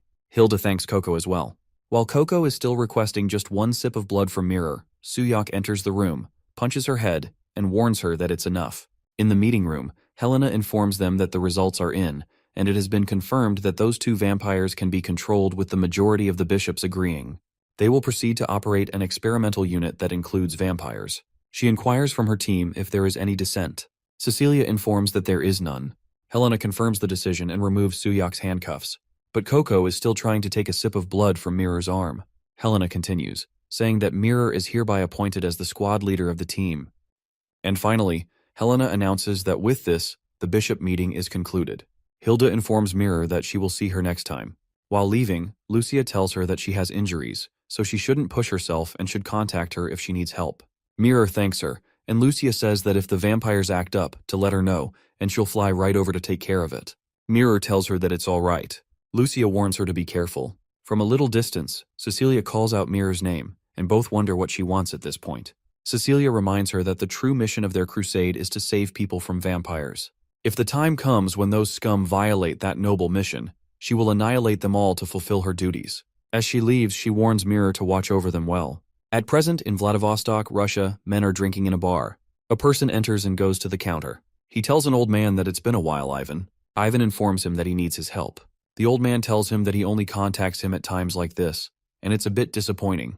By the way, he asks if he hasn't forgotten that he's the one who gouged his eye out. This old man is Ivan, and he's the mafia boss. Ivan continues that he will never forget the day he lost his boss and his eye to him. 4 men from Ivan's gang put guns to the young man's head. Ivan is curious to know what guts he has coming to find him. The old man calls Suyak's name. He inquires from Suyak why he came to Russia. He remembers when Dominic informed them that it looks like they need to go to Russia because recently the Yakuza, who raided a hotel, showed signs of being vampires. So they performed autopsies, but contrary to expectations, they were all humans. A peculiar detail, however, was that drugs, seemingly related to abilities, were detected in their bodies. A month ago, the Russian branch was wiped out by the mafia, and the same drug was detected in the mafia's bodies back then too. The activities of the Nanayama Yakuza in Russia have been tracked as well, and an investigation into Anna and the drug is necessary. He has secured a place to stay so the mission can begin immediately. In the Crusade Alliance affiliate hotel, Vladivostok branch, Mirror is sitting on the sofa, and Coco is sitting on the floor like a cat right in front of Mirror. Suyak enters the room. Mirror asks him why he looks so clean, as she thought he would be back after causing a big commotion. He informs her that he has received the location of Nanayama's hideout. He already has planned the operation and will explain it right away, so she should make sure to understand. Mirror wonders how he gouged out his eye and yet gave up the information so easily. Suyak asks if she wants him to hit that business, doesn't she? The Nanayama Yakuza and Ivan are hostile forces. He continues that she should listen carefully, and after explaining his plan, she is delighted, saying that as expected from a top agent. She agrees to go along with the plan and asks what her part in it will be. She also wants to know if there was no other plan. He explains that this is the best course of action given the current situation. Mirror is not happy with her disguise, as she's wearing a wig and lenses. Suyak, looking very handsome, explains to her that it's essential for their squad, which is composed of vampires, to disguise themselves. So, does she want to go in a priest's robe while holding a great sword to a club? And considering her injuries, this was the best option. Mirror is very annoyed by her disguise. She explains that she can accept the lenses and wig, but her dress is too short and her undergarments are visible. At the entrance of the nightclub, a guard stops them and inquires about Coco's outfit, as she is wearing casual clothes, sunglasses, and slippers.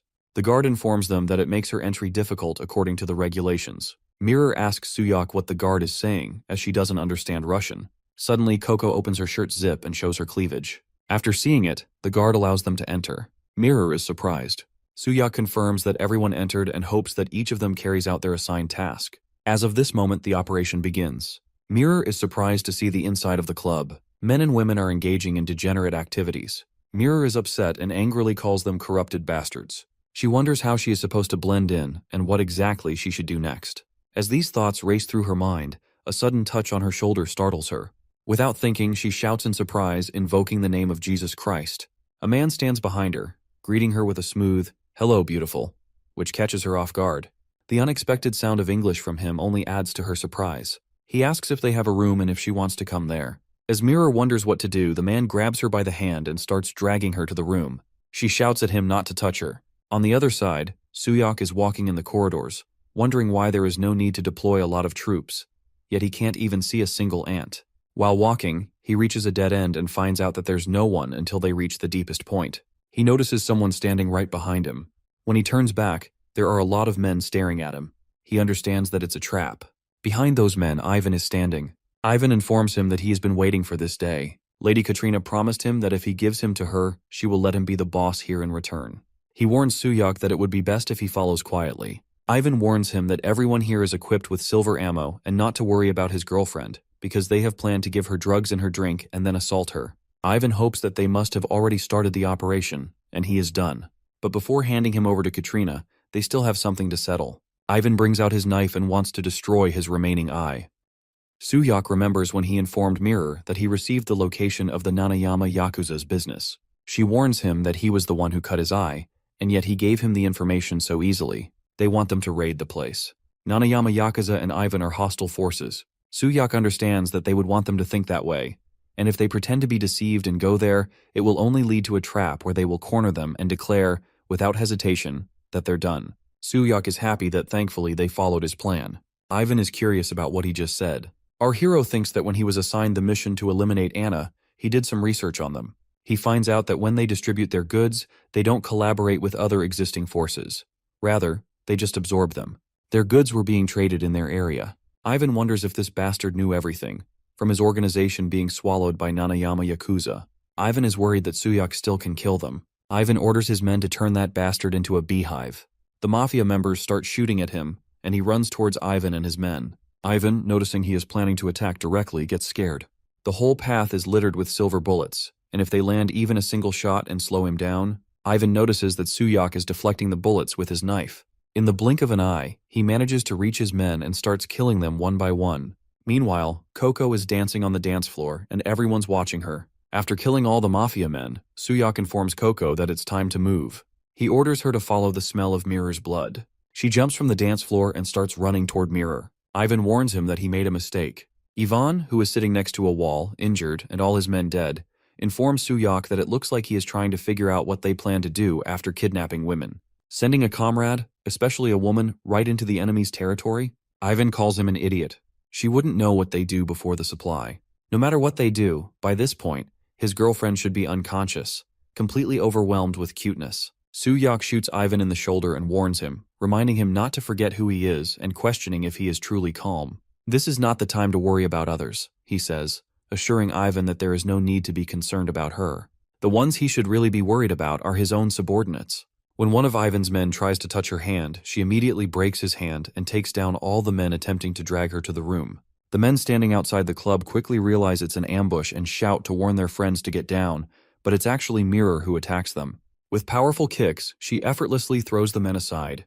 There's something shiny on her heel, and she is killing them with ease. She recalls what Suyak told her during the planning, warning her that those bastards would use tricks to make her lose consciousness.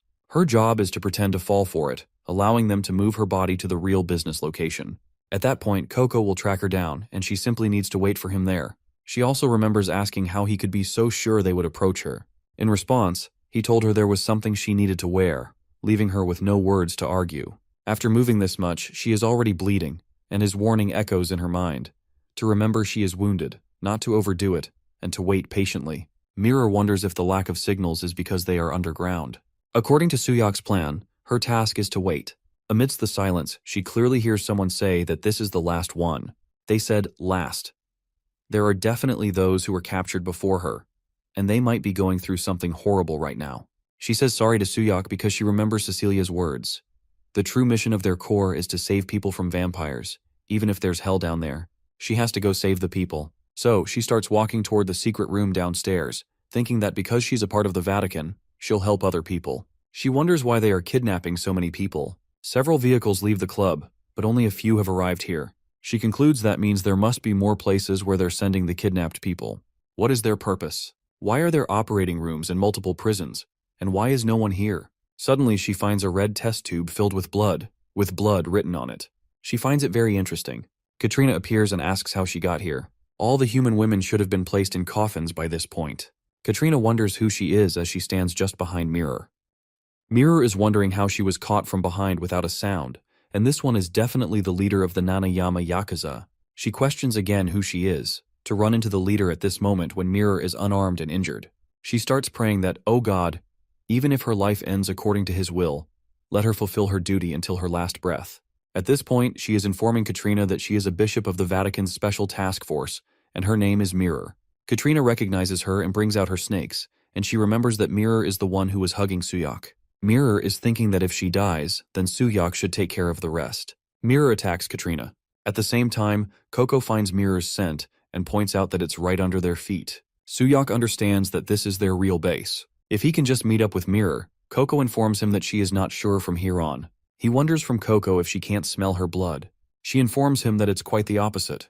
Coco points at the door and tells him that behind that door, there is an overwhelming smell of blood. It's too much blood. And what are they up to? He finds Mirror's phone on the floor. He received her voice message, which says that sorry for going against the plan, but it seems there are hostages, so she had to move, and the task force's mission is to save people from vampires. And saving people comes before their own lives or the task force's. So she hopes he will carry out his mission without fail. As his comrade, she believes in him. He informs Coco to move quickly. Coco is worried and tells him that they need to meet up with Mirror. Suyak is wondering what's wrong with Coco. Coco points out that here is the same smell as when they met Red. He is shocked that there is a vampire. She means the leader is here. Suyak wonders from Coco how many are there. He also wants to know if that one is the leader. Coco replies to him that she doesn't know. He can see that Coco is showing sudden panic symptoms of anxiety, and these are typical signs of PTSD, post-traumatic stress disorder. He informs her that he can't delay any longer. He is thinking that he doesn't know what is down there, but Mirror is in danger. Something is off because this facility shows no signs of recent use. Coco is very scared and holding his arm, telling him that they should go back and she doesn't like it here. He is telling Coco to hang in there a bit longer, and he will get the kidnapped people and Mirror out. It will be tough, but she should try to keep detecting. Suddenly he finds some bloodstains on the floor. He understands that this is a sign of someone being dragged, and there are no signs of resistance, which means drugged hostages. He is telling Coco if they follow this, they will find the people, and just hang on a little more. They will be out soon. Coco warns him that it's Mirror's blood. Suyuk understands that it means she has been caught. Both start running toward Mirror. He is thinking, did she run into the leader? He told her not to push herself with that injury. He is praying that she be safe. He pulls his gun out, and when he enters the room, he gets surprised to see that there are many women trapped inside large glass jars filled with liquid. He is wondering about this place. He wonders, what the hell are they doing here? Are they conducting human experiments?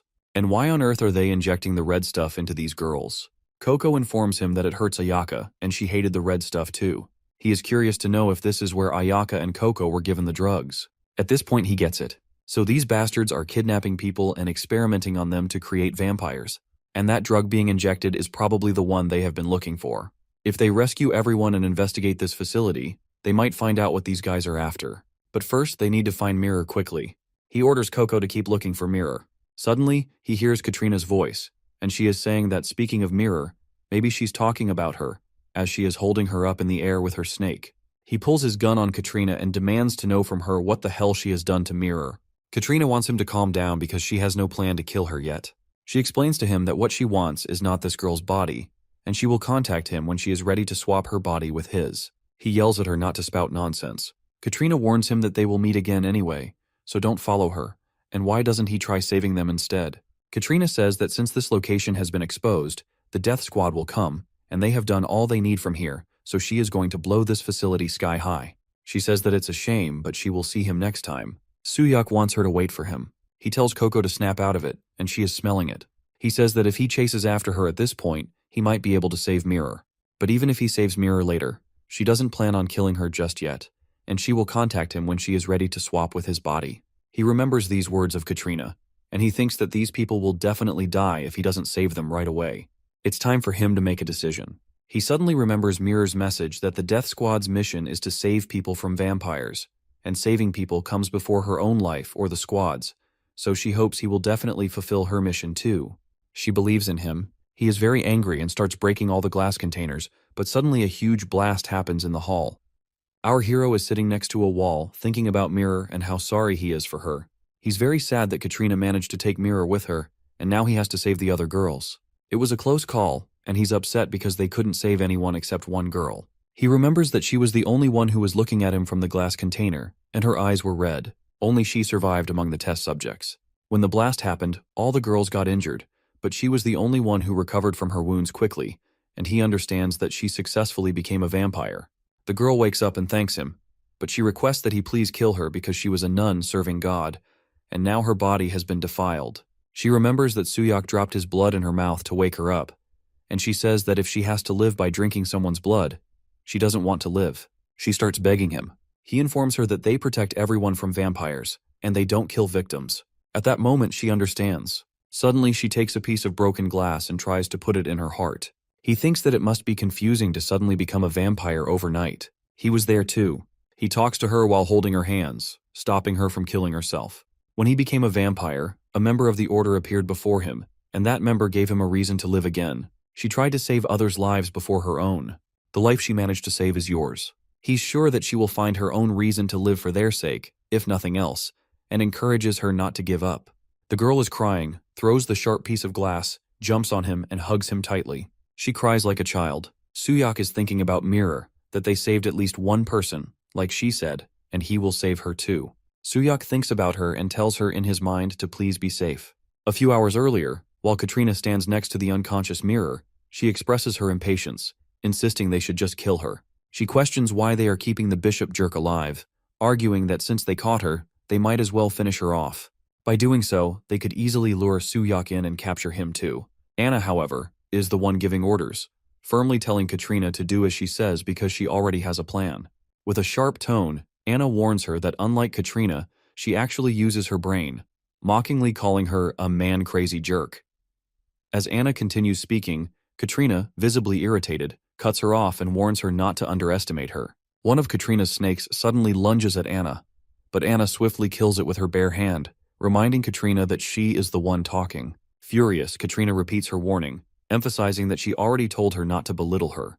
Without hesitation, Katrina launches a full-scale attack, but Anna overpowers her with ease. Anna, now looking down at her, taunts her, saying she's gotten cocky just from drinking a little blood, and even remarks that she's gotten cuter while she wasn't paying attention. If it weren't for her orders, Anna claims she would have killed Katrina already. Suddenly, Katrina feels a sharp pain as a snakehead bites her leg, leaving her in disbelief. Without hesitation, she transforms one of her arms into a mass of writhing snakes, declaring that she never received such orders. With fury, she unleashes all her snakes in an all-out assault, vowing that anyone who dares to anger her will die. However, the woman remains unfazed, mockingly asking if the thing on her shoulders is just for decoration. When Katrina glances at her shoulders, she is horrified to discover that all her snakes are gone. She wonders how a mere 5th squad leader and the 3rd squad leader Lily could do this to her. Katrina understands that she's on another level. Katrina thinks that a vampire at that stage. She calls her a jerk. Katrina says that Soohyuk was promised to her, and she will put up with her until then. She starts leaving from there and is curious about what she plans to do with that girl. She informs Katrina that when it comes to pest control, she doesn't just mindlessly catch what's right in front of her. Soohyuk brings that girl to his room and informs her that if she wants to wipe out their entire kind, at the same time, another strong bishop enters their room. He says that he needs to raid their nest and holds a gun in his hands, pointing it at Soohyuk's head. This bishop is possessed by Katrina, and he is acting on her behalf. He delivers a message from Katrina to him. Soohyuk wonders how she did that. The bishop delivers the message that the woman is in a place only she knows, and he must go there tonight. The bishop throws a letter at Soohyuk and warns him that if he doesn't come alone, the woman will die. She will be waiting for him. After delivering the message, the bishop shoots himself in the head and dies, actually destroying the evidence. Other bishops are running toward him, wondering what he's talking about. It's clear to them that she even knows their location. Coco stares at the dead bishop and his gunshot wound. She suggests cleaning it up first. The other team members inform him that they have no choice but to follow her demands. Coco informs him that the person used by Katrina smells like Mirror. They understand that using that operative means they must have just moved Mirror. Soohyuk is curious to know if Coco can find Mirror right away, and she replies that she can follow the scent. He continues by stating that if that's the case, he'll go to Katrina while Coco rescues Mirror and then meets up with him. Coco immediately disagrees, insisting that she will go after Katrina herself because that jerk killed Ayaka. Soohyuk, maintaining his composure, explains that he understands her desire for revenge, but without Mirror, the task force will try to kill them. Just as Ayaka was precious to her, Mirror and Coco are the most precious to him right now. With a serious expression, he asks if she can save Mirror. After a brief pause, Coco agrees, turning and sprinting toward Mirror's location. As she departs, she reminds him once again that Katrina is hers to kill. Soohyuk watches her leave before addressing his team, instructing them to investigate the identity of the task force member from earlier and to provide backup for Coco. He firmly states that he will personally handle Mirror's rescue. As he exits the room, he reminds his team that Mirror will decide how to deal with that vampire later. For now, their priority is to monitor her closely. His team acknowledges the order without hesitation. Turning his gaze toward the new girl, he firmly instructs her to stay put. With a calm tone, she replies with a simple, "Okay." Soohyuk thinks about Coco, knowing that she probably wants to rush to the one who killed her precious friend. If so, then hurry up, because he too can't guarantee that he will let that woman live. Soohyuk reaches a church at night and enters. Katrina welcomes him and informs him that he is late for their wedding. Katrina is dressed as a bride and tells him that so many guests have come to their wedding. All the guests are vampires. She is curious to know how the groom could be late. He looks at Katrina and tells her to piss off, starting to shoot her guests in the head. A vampire attacks him from behind, but he dodges it and then attacks, killing it. One of the vampires has a gun, and as he's about to shoot, Soohyuk kicks him out and then shoots him dead. He then uses a dead vampire as a shield from bullets and continues shooting them. After killing most of them, he runs out of bullets. Another vampire with a gun tries to shoot him, but he dodges the bullet with his speed and kills him with his knife. After that, he kills another with his knife. He warns Katrina that the playtime is over, and she must now tell him about Mirror's location. On the other hand, Katrina is relaxed and admiring his intensity. She suggests he calm down because she didn't call him there to fight. She warns him that if he kills her, Mirror will die too, and the only way to save her is to spend their wedding night together. She places his gun between her breasts. Katrina informs him that, in her human days, the reason for her existence was solely intimacy, and that's all there was for her. Feeling each other's skin and heartbeats, she felt alive, and she would give him her soul if he asked, just so she could hold on to it forever. And she wants to be beautiful and immortal. One day, she was given an offer that, if she desired it, they would give it to her. It was Anna who made the offer after killing her whole village, and she could take it only if she could endure it. And so, she became a vampire. Anna gives her a few drops of her blood to drink, and that's how she gains eternal life. But after that, she starts enjoying a lot of intimacy with young and strong men. After being intimate with those men, she kills them and drinks their blood. She becomes a beautiful monster and eats young men's hearts. She remembers when she killed her second victim after being intimate with him. She was lying next to her victim, covered in his blood. At that time, she thought that this was not what she wanted. And, like before, she did not feel alive anymore. Ultimately, the only thing that can fill her is another vampire. But even the experiments are not progressing. She remembers when someone was knocking at the door, and she tells him not to call her that here. But the person informs her that they have finally found him, the male vampire. They inform her that his name is Suyok, and she wonders what kind of man he is. Because, being a vampire, he should certainly be able to satisfy her. And hopefully his face is also pretty.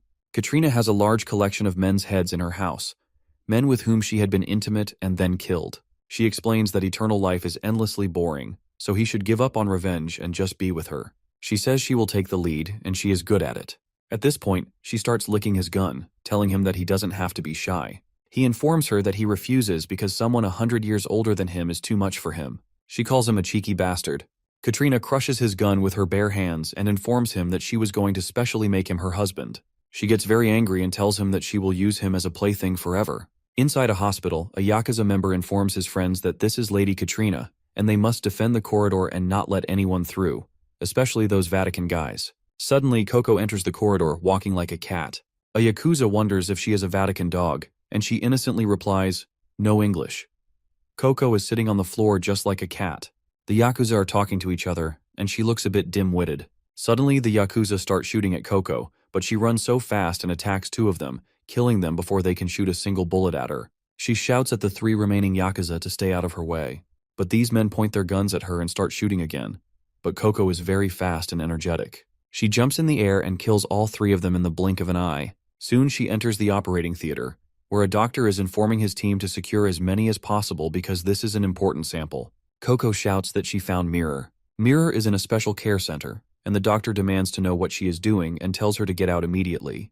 But Coco refuses to obey and knocks him out with a single punch. At this point, Coco is carrying Mirror on her back and trying to leave the hospital. Other doctors say they can't let her take it. Coco is thinking that she has to leave quickly. If it weren't for Suyok, she remembers when he told her that he understands she wants revenge. But right now, Mirror and she are the most precious to him, and she needs to save Mirror and come to him. She also remembers when she told him not to forget that she is the one who will kill Katrina. Suddenly, a woman calls Coco's name and wonders if she remembers her because it's been a long time since they last met. She asks if Coco is trying to take that, and if she is, she should ask for permission when taking something that belongs to others. Coco wonders about the identity of that woman.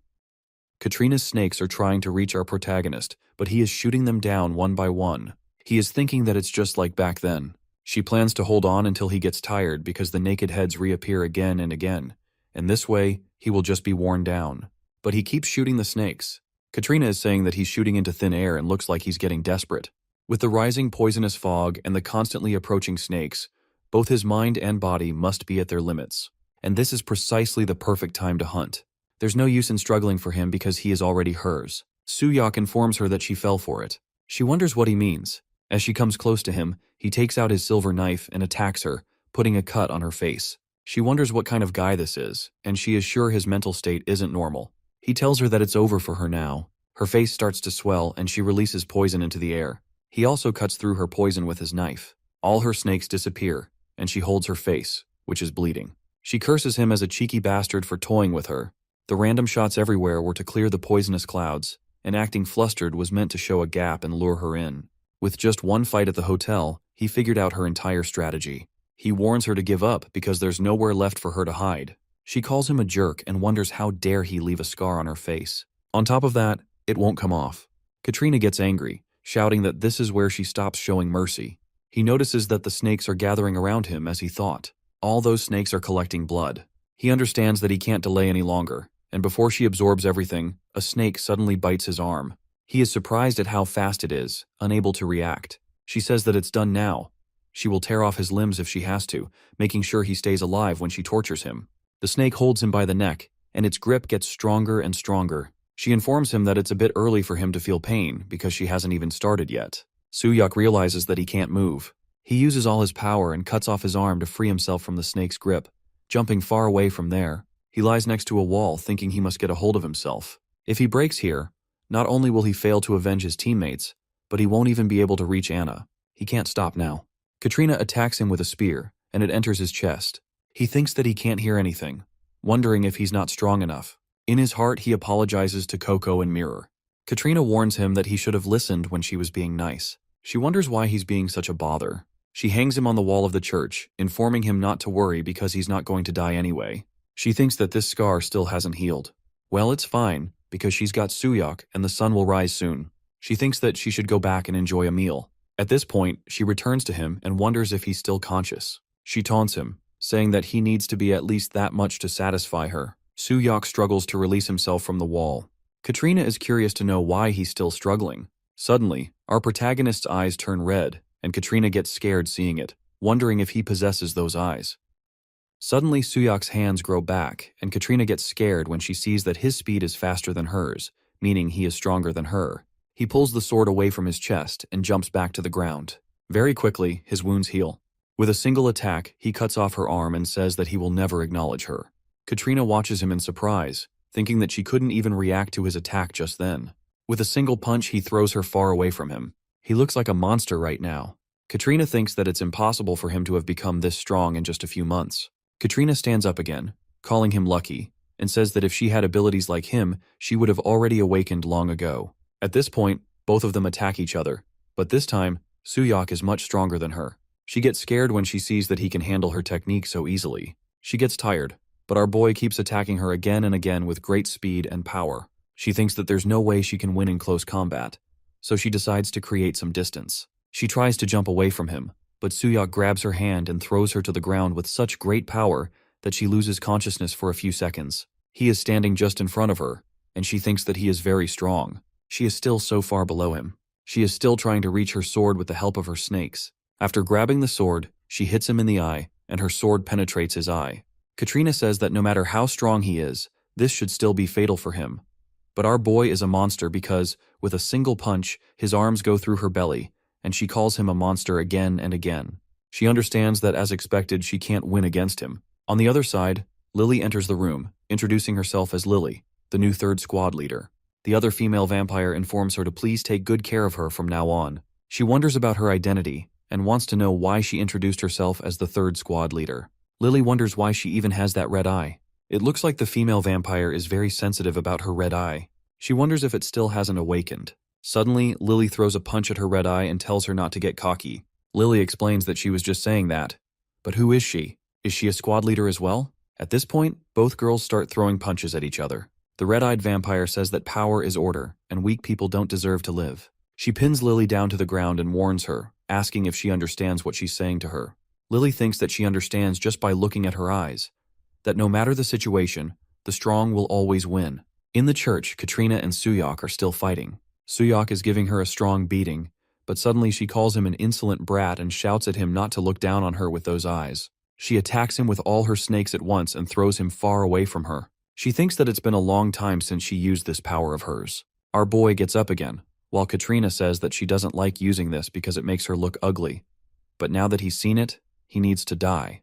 Katrina transforms herself into a huge snake. Katrina is half snake and half human, standing face to face with Suyok.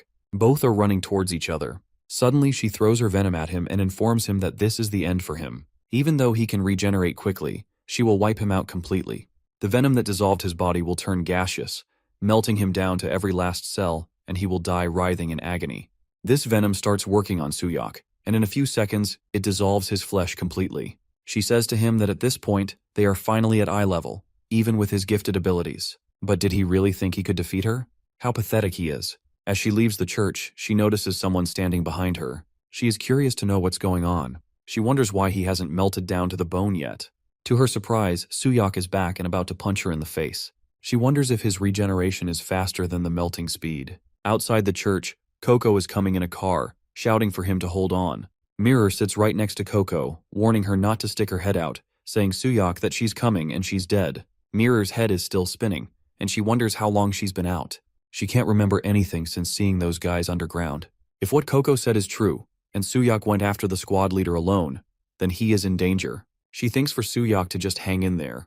As they reach the church, Coco jumps out of the car and starts running inside. Mirror informs her team to stay back for now. Coco is calling out to Suyok, wondering if he brought her down already. When they reach inside the church, they see everything inside is destroyed. Mirror thinks, so this is the 5th squad leader's ability, and informs Coco that it's better not to get too close. More importantly, where is Suyok? Coco is also wondering about Suyok. Katrina suddenly notices the girls. She wonders why they are here. Because it was Lily's responsibility to keep an eye on them. She only let her guard down for a second, and now he punches her in the face. This time it creates large wounds on her face, and she calls him a damn cockroach, wanting him to die already. Katrina is now lying in the air. Mirror is worried about our boy. Katrina warns her to shut up because she's next. Katrina is still curious about how they got past Lily, but she's determined that she will kill them all first and think later. Suyok is gathering all his powers and attacks her. She thinks with the highest concentration of venom, she will blast them into oblivion. This is the end. Then she throws her powerful venom at him. When her venom hits him, she starts wondering if he vanished. It wasn't Suyok's ability, but instead, this ability is from that red-eyed Lily. Katrina is curious if Lady Anna has given her permission to eliminate her and her useless friend. As Lady Anna planned, Suyok is growing well. Lily says that power is order, and the weak don't deserve to live. Doesn't Katrina understand what she is saying to her? Suddenly, our boy bites Katrina's neck from behind. Katrina thinks that, just like Ayaka and Coco, she has been abandoned too. She decides that she can't let everything be taken away from her like this. She shouts at Suyok to let go of her as he sucks her blood from her neck. Her snake is biting him from behind, but she's worried that everything is slipping away much faster. Is this how she dies? She never wanted any of this. She only wants to live a happy life. She says to Anna that if this was going to happen, then why did Anna give her blood? She doesn't want to die yet, and she's not ready. After that, Katrina falls to the floor. Mirror says that he took down the squad leader alone. But if he's in that state, he might hurt someone. She wonders what she should do next. Suddenly, Coco jumps at Suyok and hugs him. Mirror warns her to get away from him. Coco complains to him, asking why he didn't keep his promise. She keeps repeating it again and again. As Suyok raises his hand at Coco, Mirror warns her again to get away right away. She's about to throw a punch at him, but Suyok puts his hand on Coco's and says that he's sorry because he had no choice, and that he's glad she's safe. At this moment, Suyok lies on the ground, and Coco sits on his belly like a child. Coco wonders if Suyok died. Mirror informs her that he's alive. Suyok wakes up in the hospital, and Mirror is sitting on another bed. Coco just jumped off his bed.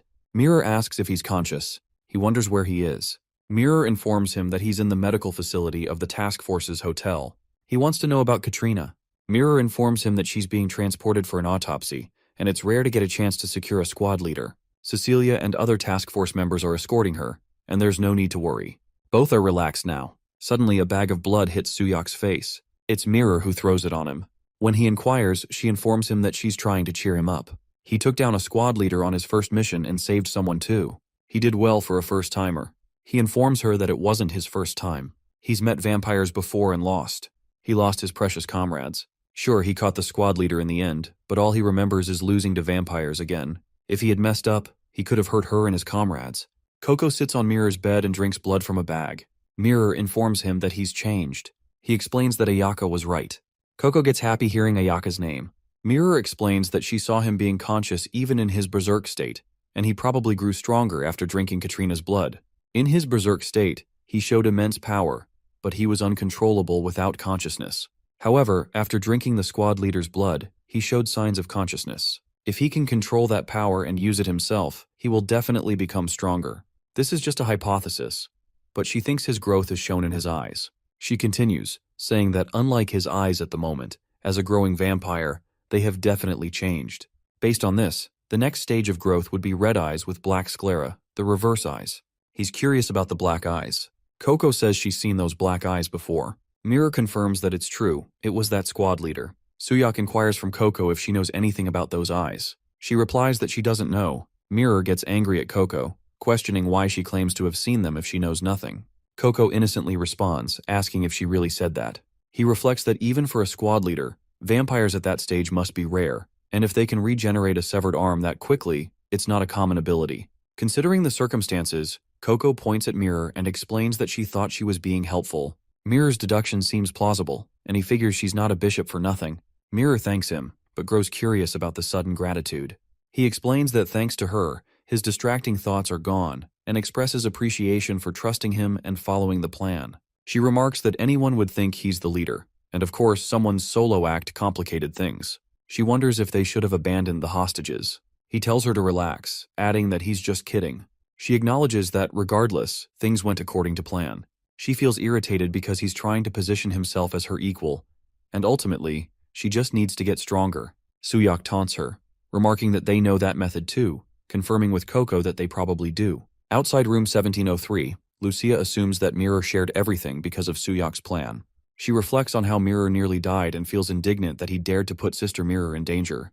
Lucia confronts Mirror about the issue, insisting that she needs her blood. As Lucia is about to open the door, she hears Suyok inside, where he tells Coco to be gentle because it's his first time. Lucia interprets this to mean that it really is his first time. Her mind drifts to an image of Suyok and Coco engaging in intimacy, with Coco softly asking him to be gentle. She muses that even vampires do it too. She feels sympathy for Mirror, who lies in the hospital while Suyok is already involved with Coco. Lost in these thoughts, Lucia collapses onto the floor. Inside the room, Suyok is sucking Coco's blood, and she mentions that she feels strange. Coco asks how long he plans to keep going. Outside, Lucia imagines that during intercourse, Coco is posing the same question. After everything Mirror endured for Suyok, Lucia feels deeply saddened. She knocks on the door and shouts that Suyok is so bad and says she's going to tell Sister Mirror everything. Lucia is crying and running away. Suyok and Coco are wondering what Lucia means by saying all this.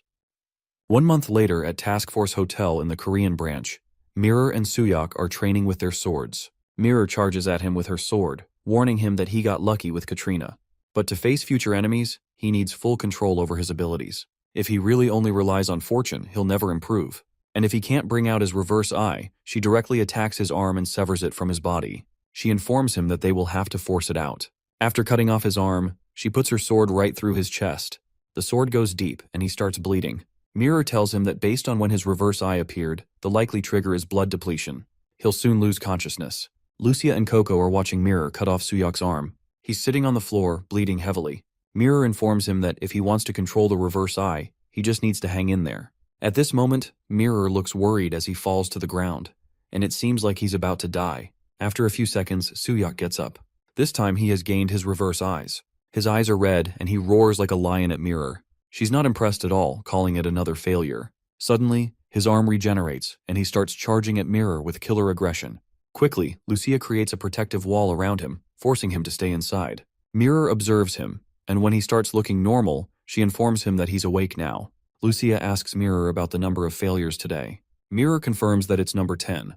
Lucia shows her concern that they're running out of blood packs and wonders if it's really okay to keep going like this. Suyok says that he needs to get the reverse eye under control before the next mission. Mirror is concerned about their next mission and advises that to avoid leaking information, Katrina destroyed all her labs in Russia. But before that, she seems to have moved all her drugs and test subjects abroad. The task force has already started tracking her, and once they secure the location, their squad will be deployed. Lucia wonders, speaking of test subjects, if she remembers the nun they rescued was Russian. Suyok feels sad remembering that innocent girl. Bishop Dominic advises that even though she is a vampire, they determined she is not dangerous. Dominic agreed to take care of her until they confirm her church records. As she was leaving, the nun asked to tell them both that she was very thankful for saving her life and giving her a new life. While saying this, she starts crying. Suyok thinks that saving a life is great, but if he had been stronger, he could have saved more lives that day. There were many other girls in that laboratory, and Mirror would have been safe, and Katrina wouldn't have been able to take her that day. He warns them that the next enemy will be stronger than Katrina, so he has to get stronger. Suyok is ready for more training with Mirror. Mirror is happy to see his determination and says she loves his fighting spirit. This time he attacks Mirror first, and she counters with her sword. Coco is getting very bored while watching them fight for so long. After the training session, Suyok and Coco are in their bedroom, lying on their beds. He's thanking Coco for her hard work every time. Coco replies that it's really nothing. Coco wonders why he's asking her to take off her clothes. Suyak informs her that this way he can feel her better. Coco is completely nude, lying on the bed with Suyak on top of her. They're holding each other. He tells Coco that he's sorry. Coco wonders what he's talking about.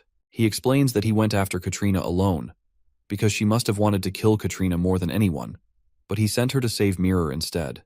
Coco understands and remains calm. Now Coco informs him that she has a favor to ask. Suyak wonders what kind of favor she wants from him. Suddenly Coco pushes him onto the bed with great force, and he wonders what she's doing. Now, Coco is sitting on top of him, telling him that she wants to suck too. Suyak is surprised to hear that because before this, he was sucking Coco's blood. Coco tells him that he went to Katrina alone. She was really angry, but if she had gone to Katrina, she would have died right away because Katrina was much stronger and more dangerous than her. Coco demands that she get stronger too. She reminds him that he had said Mirror and Coco are precious to him, so she will make an exception for him. She'll make him her underling and protect him. Coco is very excited while talking to Suyak. Suyak thinks that after seeing his fight with Katrina, did she feel powerless? Even with her enemy right in front of her, she must have felt frustrated, unable to do anything. So those words mean she will make him her friend. He wonders if that's true. He decides to allow Coco to suck his blood, so he informs her that she can now suck his blood because they're already friends. He tells her to go ahead and start sucking. At first Coco is surprised, but then she becomes very happy. She's thinking about how grateful she is for his permission. Coco goes straight to his neck and starts sucking his blood from there. Now Coco is lying on top of him, sucking his blood. Suyak is thinking that sharing his blood might slow his growth, but it's alright because they're friends now. Coco is holding him while lying on top of him and sucking his blood. Outside their room, Lucia hears Coco sucking his blood. She thinks about the conversation between Coco and Suyak, where he allows her to suck his blood by saying she wants to. So go ahead. Lucia's nose starts bleeding again, thinking about what on earth is going on here. On the other side, doctors are examining Katrina's body and are surprised to find that her vital organs are missing. They soon discover that this is not a corpse, and the 5th squad leader is alive somewhere. The doctor quickly informs his assistant to contact Lady Cecilia.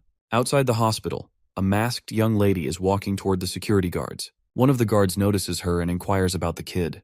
The guard orders her to leave, saying this isn't a place for her to wander into. She replies to the guard to shut up. The guards are scared to see her eyes. She demands that they inform their boss right now that Katrina is here.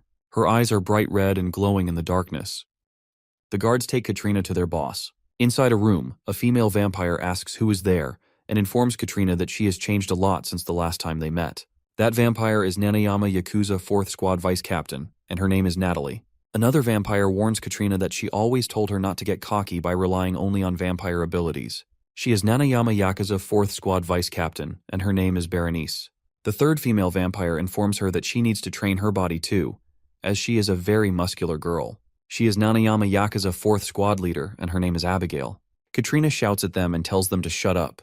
She continues, saying that if it wasn't for Lily, this wouldn't have happened. Actually, at this moment, Katrina has turned into a child after losing to Suyak. As she is Nanayama Yakuza 5th Squad Leader, she explains that she almost died from having all her blood drained, but barely managed to escape by hiding in the poison mist. Abigail inquires if Katrina is here, then who is in the lab in Russia. Katrina explains that Katrina Nim blew it up. Berenice informs her that there was an order from Anna to destroy all facilities and eliminate evidence, and all data is being transferred to her lab. Abigail confirms that she understands. Katrina informs them that every time she sees him, he is so competent, and more about him is that he was the one who created Bloody Snow. Abigail confirms that, of course, she personally picked him as her subordinate, and they are all elites. Suddenly, Natalie gets so close to Katrina that her saliva falls on Katrina's head. She wonders about the elites. Berenice guesses that it's fascinating to see her shrunk and wonders why she is here, and if Ayaka is near her. Curious to know if it's true. Katrina confirms it and requests Natalie to get her head off of her as she is dropping saliva on her head. After that, Katrina informs Abigail that her disciple Ayaka is dead. After hearing that, Abigail gets very angry and wants to know about her killer. Katrina informs her who else could it be, the one who did this to her. Katrina warns them that he is targeting the squad leaders, and since he attacked her, they are probably next. Abigail wonders if they shouldn't take some measures. Katrina understands that surely she would want to avenge her disciple, but actually, she killed her. She informs them that after Suyak did this to her, they must understand that she would be safe. Katrina knows it very well that, unlike her, Abigail is a battle weapon who has been through countless wars. She is a living weapon, and Katrina wants to use her to kill Suyak. An anonym, She wants to completely ruin that jerk Anna's plans. Abigail says that it doesn't matter because she is not going to avenge her, because he killed her disciple, and anyone can die on the battlefield. Ayaka died because she was weak. Rather than attacking recklessly, it is more advantageous to defend here. Katrina is getting angry, thinking why this battle-crazed maniac considers Anna's order the priority here. Katrina tells them that then it doesn't matter. Natalie inquires from Katrina if that guy was really that strong. She explains that it's not that he was strong, but she just didn't expect it because he is a newly turned vampire. Abigail is curious and asks if she didn't think he would have those red eyes. She needs confirmation that it wasn't the bishop who got her. Katrina replies, when did she ever say that? Suddenly, Abigail gets very aggressive with Katrina and grabs her by the neck. Katrina wonders why she is suddenly doing this, but Abigail is angry and orders her to shut up and just answer her questions. She wants to know Suyok's location. On the other side, Mirror is surprised to know that Katrina is alive. Lucia confirms that news to her, saying that it's the autopsy results Cecilia uploaded.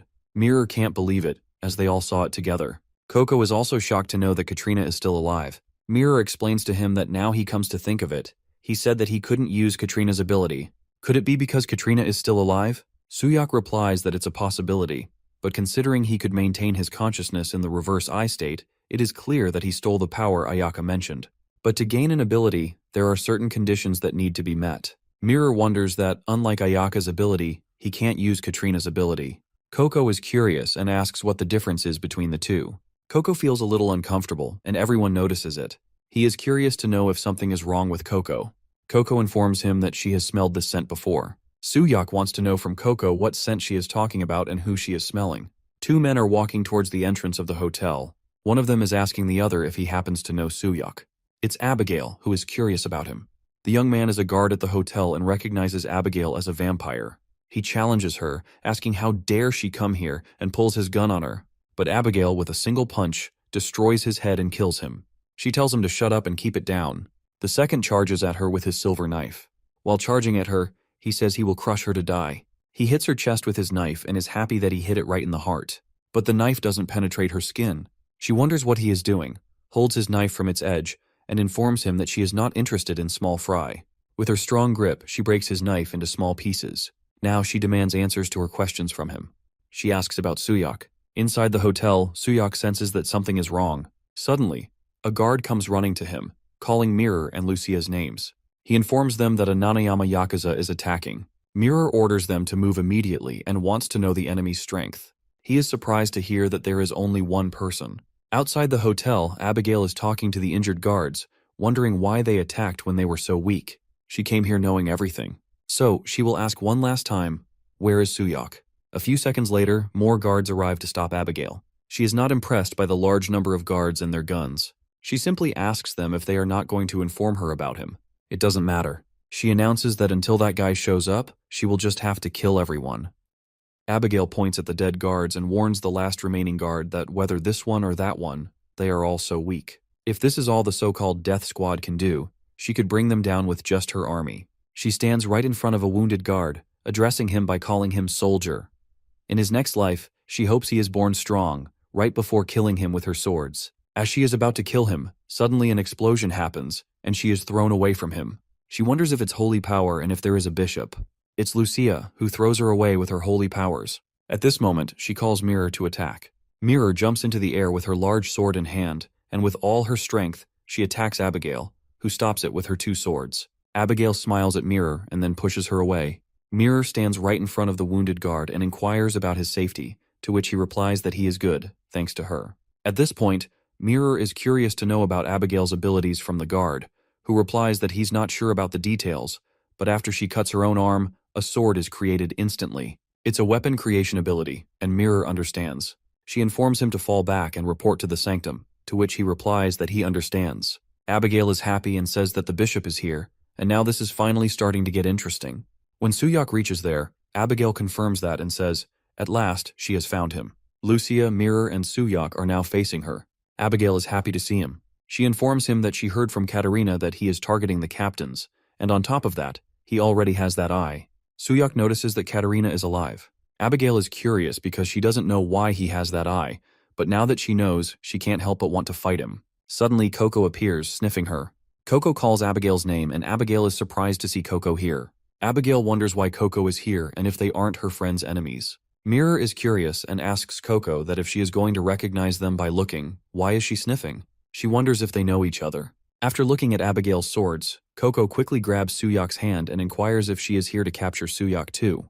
Coco informs her that Suyok is her subordinate. Abigail is curious and asks why she calls him her subordinate. Coco informs Abigail that she appreciates what Abigail did for Ayaka, but she won't take anything else from Coco anymore, and she won't take anything away. Abigail informs Coco that the friend she went through all that trouble to protect has joined forces with her enemies.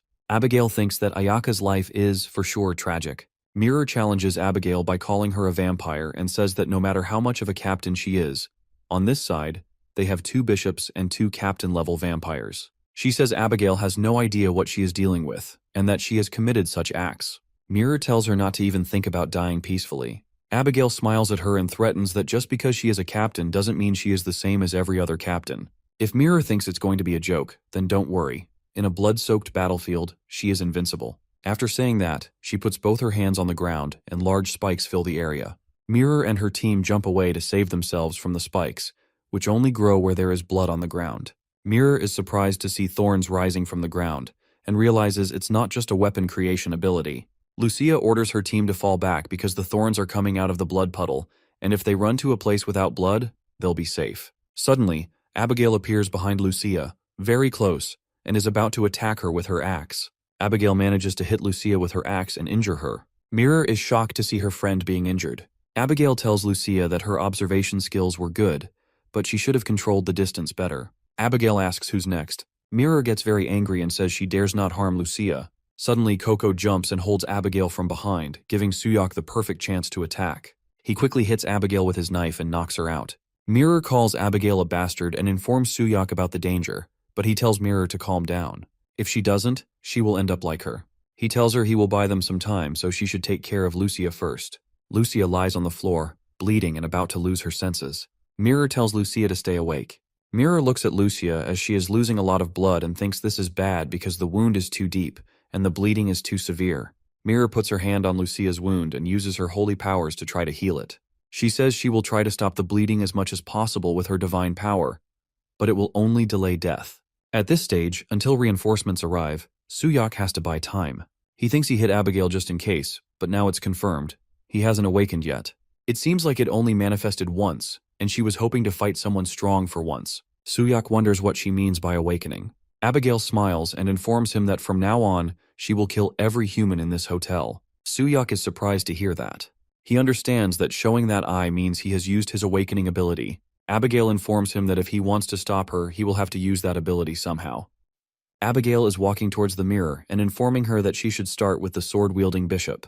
Suyok is thinking about her, how she's a formidable opponent due to her tough skin. Even silver knives don't work, and his blade cracks when it hits her. Suyok thinks that, as expected, he has no choice but to use that. No, if he messes up, he could hurt Lucia. Until backup arrives, they have no choice but to buy time. So, he informs Coco to attack her. He and Coco both charge at Abigail.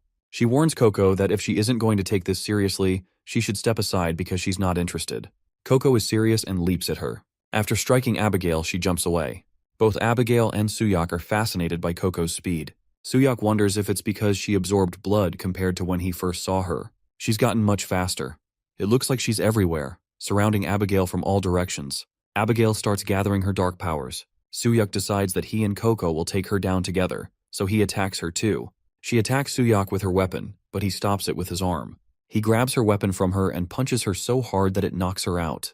Abigail is surprised to find out that he knows Krav Maga. She tries to block his next punch with both hands and her weapon, but instead of a punch, Suyok throws a hard kick at her face, sending her flying far away from him. She barely manages to stabilize herself. Suyok is confident that he can handle this. He thinks her main ability is weapon formation, and if the fighting style she used just now belongs to humans, then he won't lose to a human opponent. He's confident he can definitely win.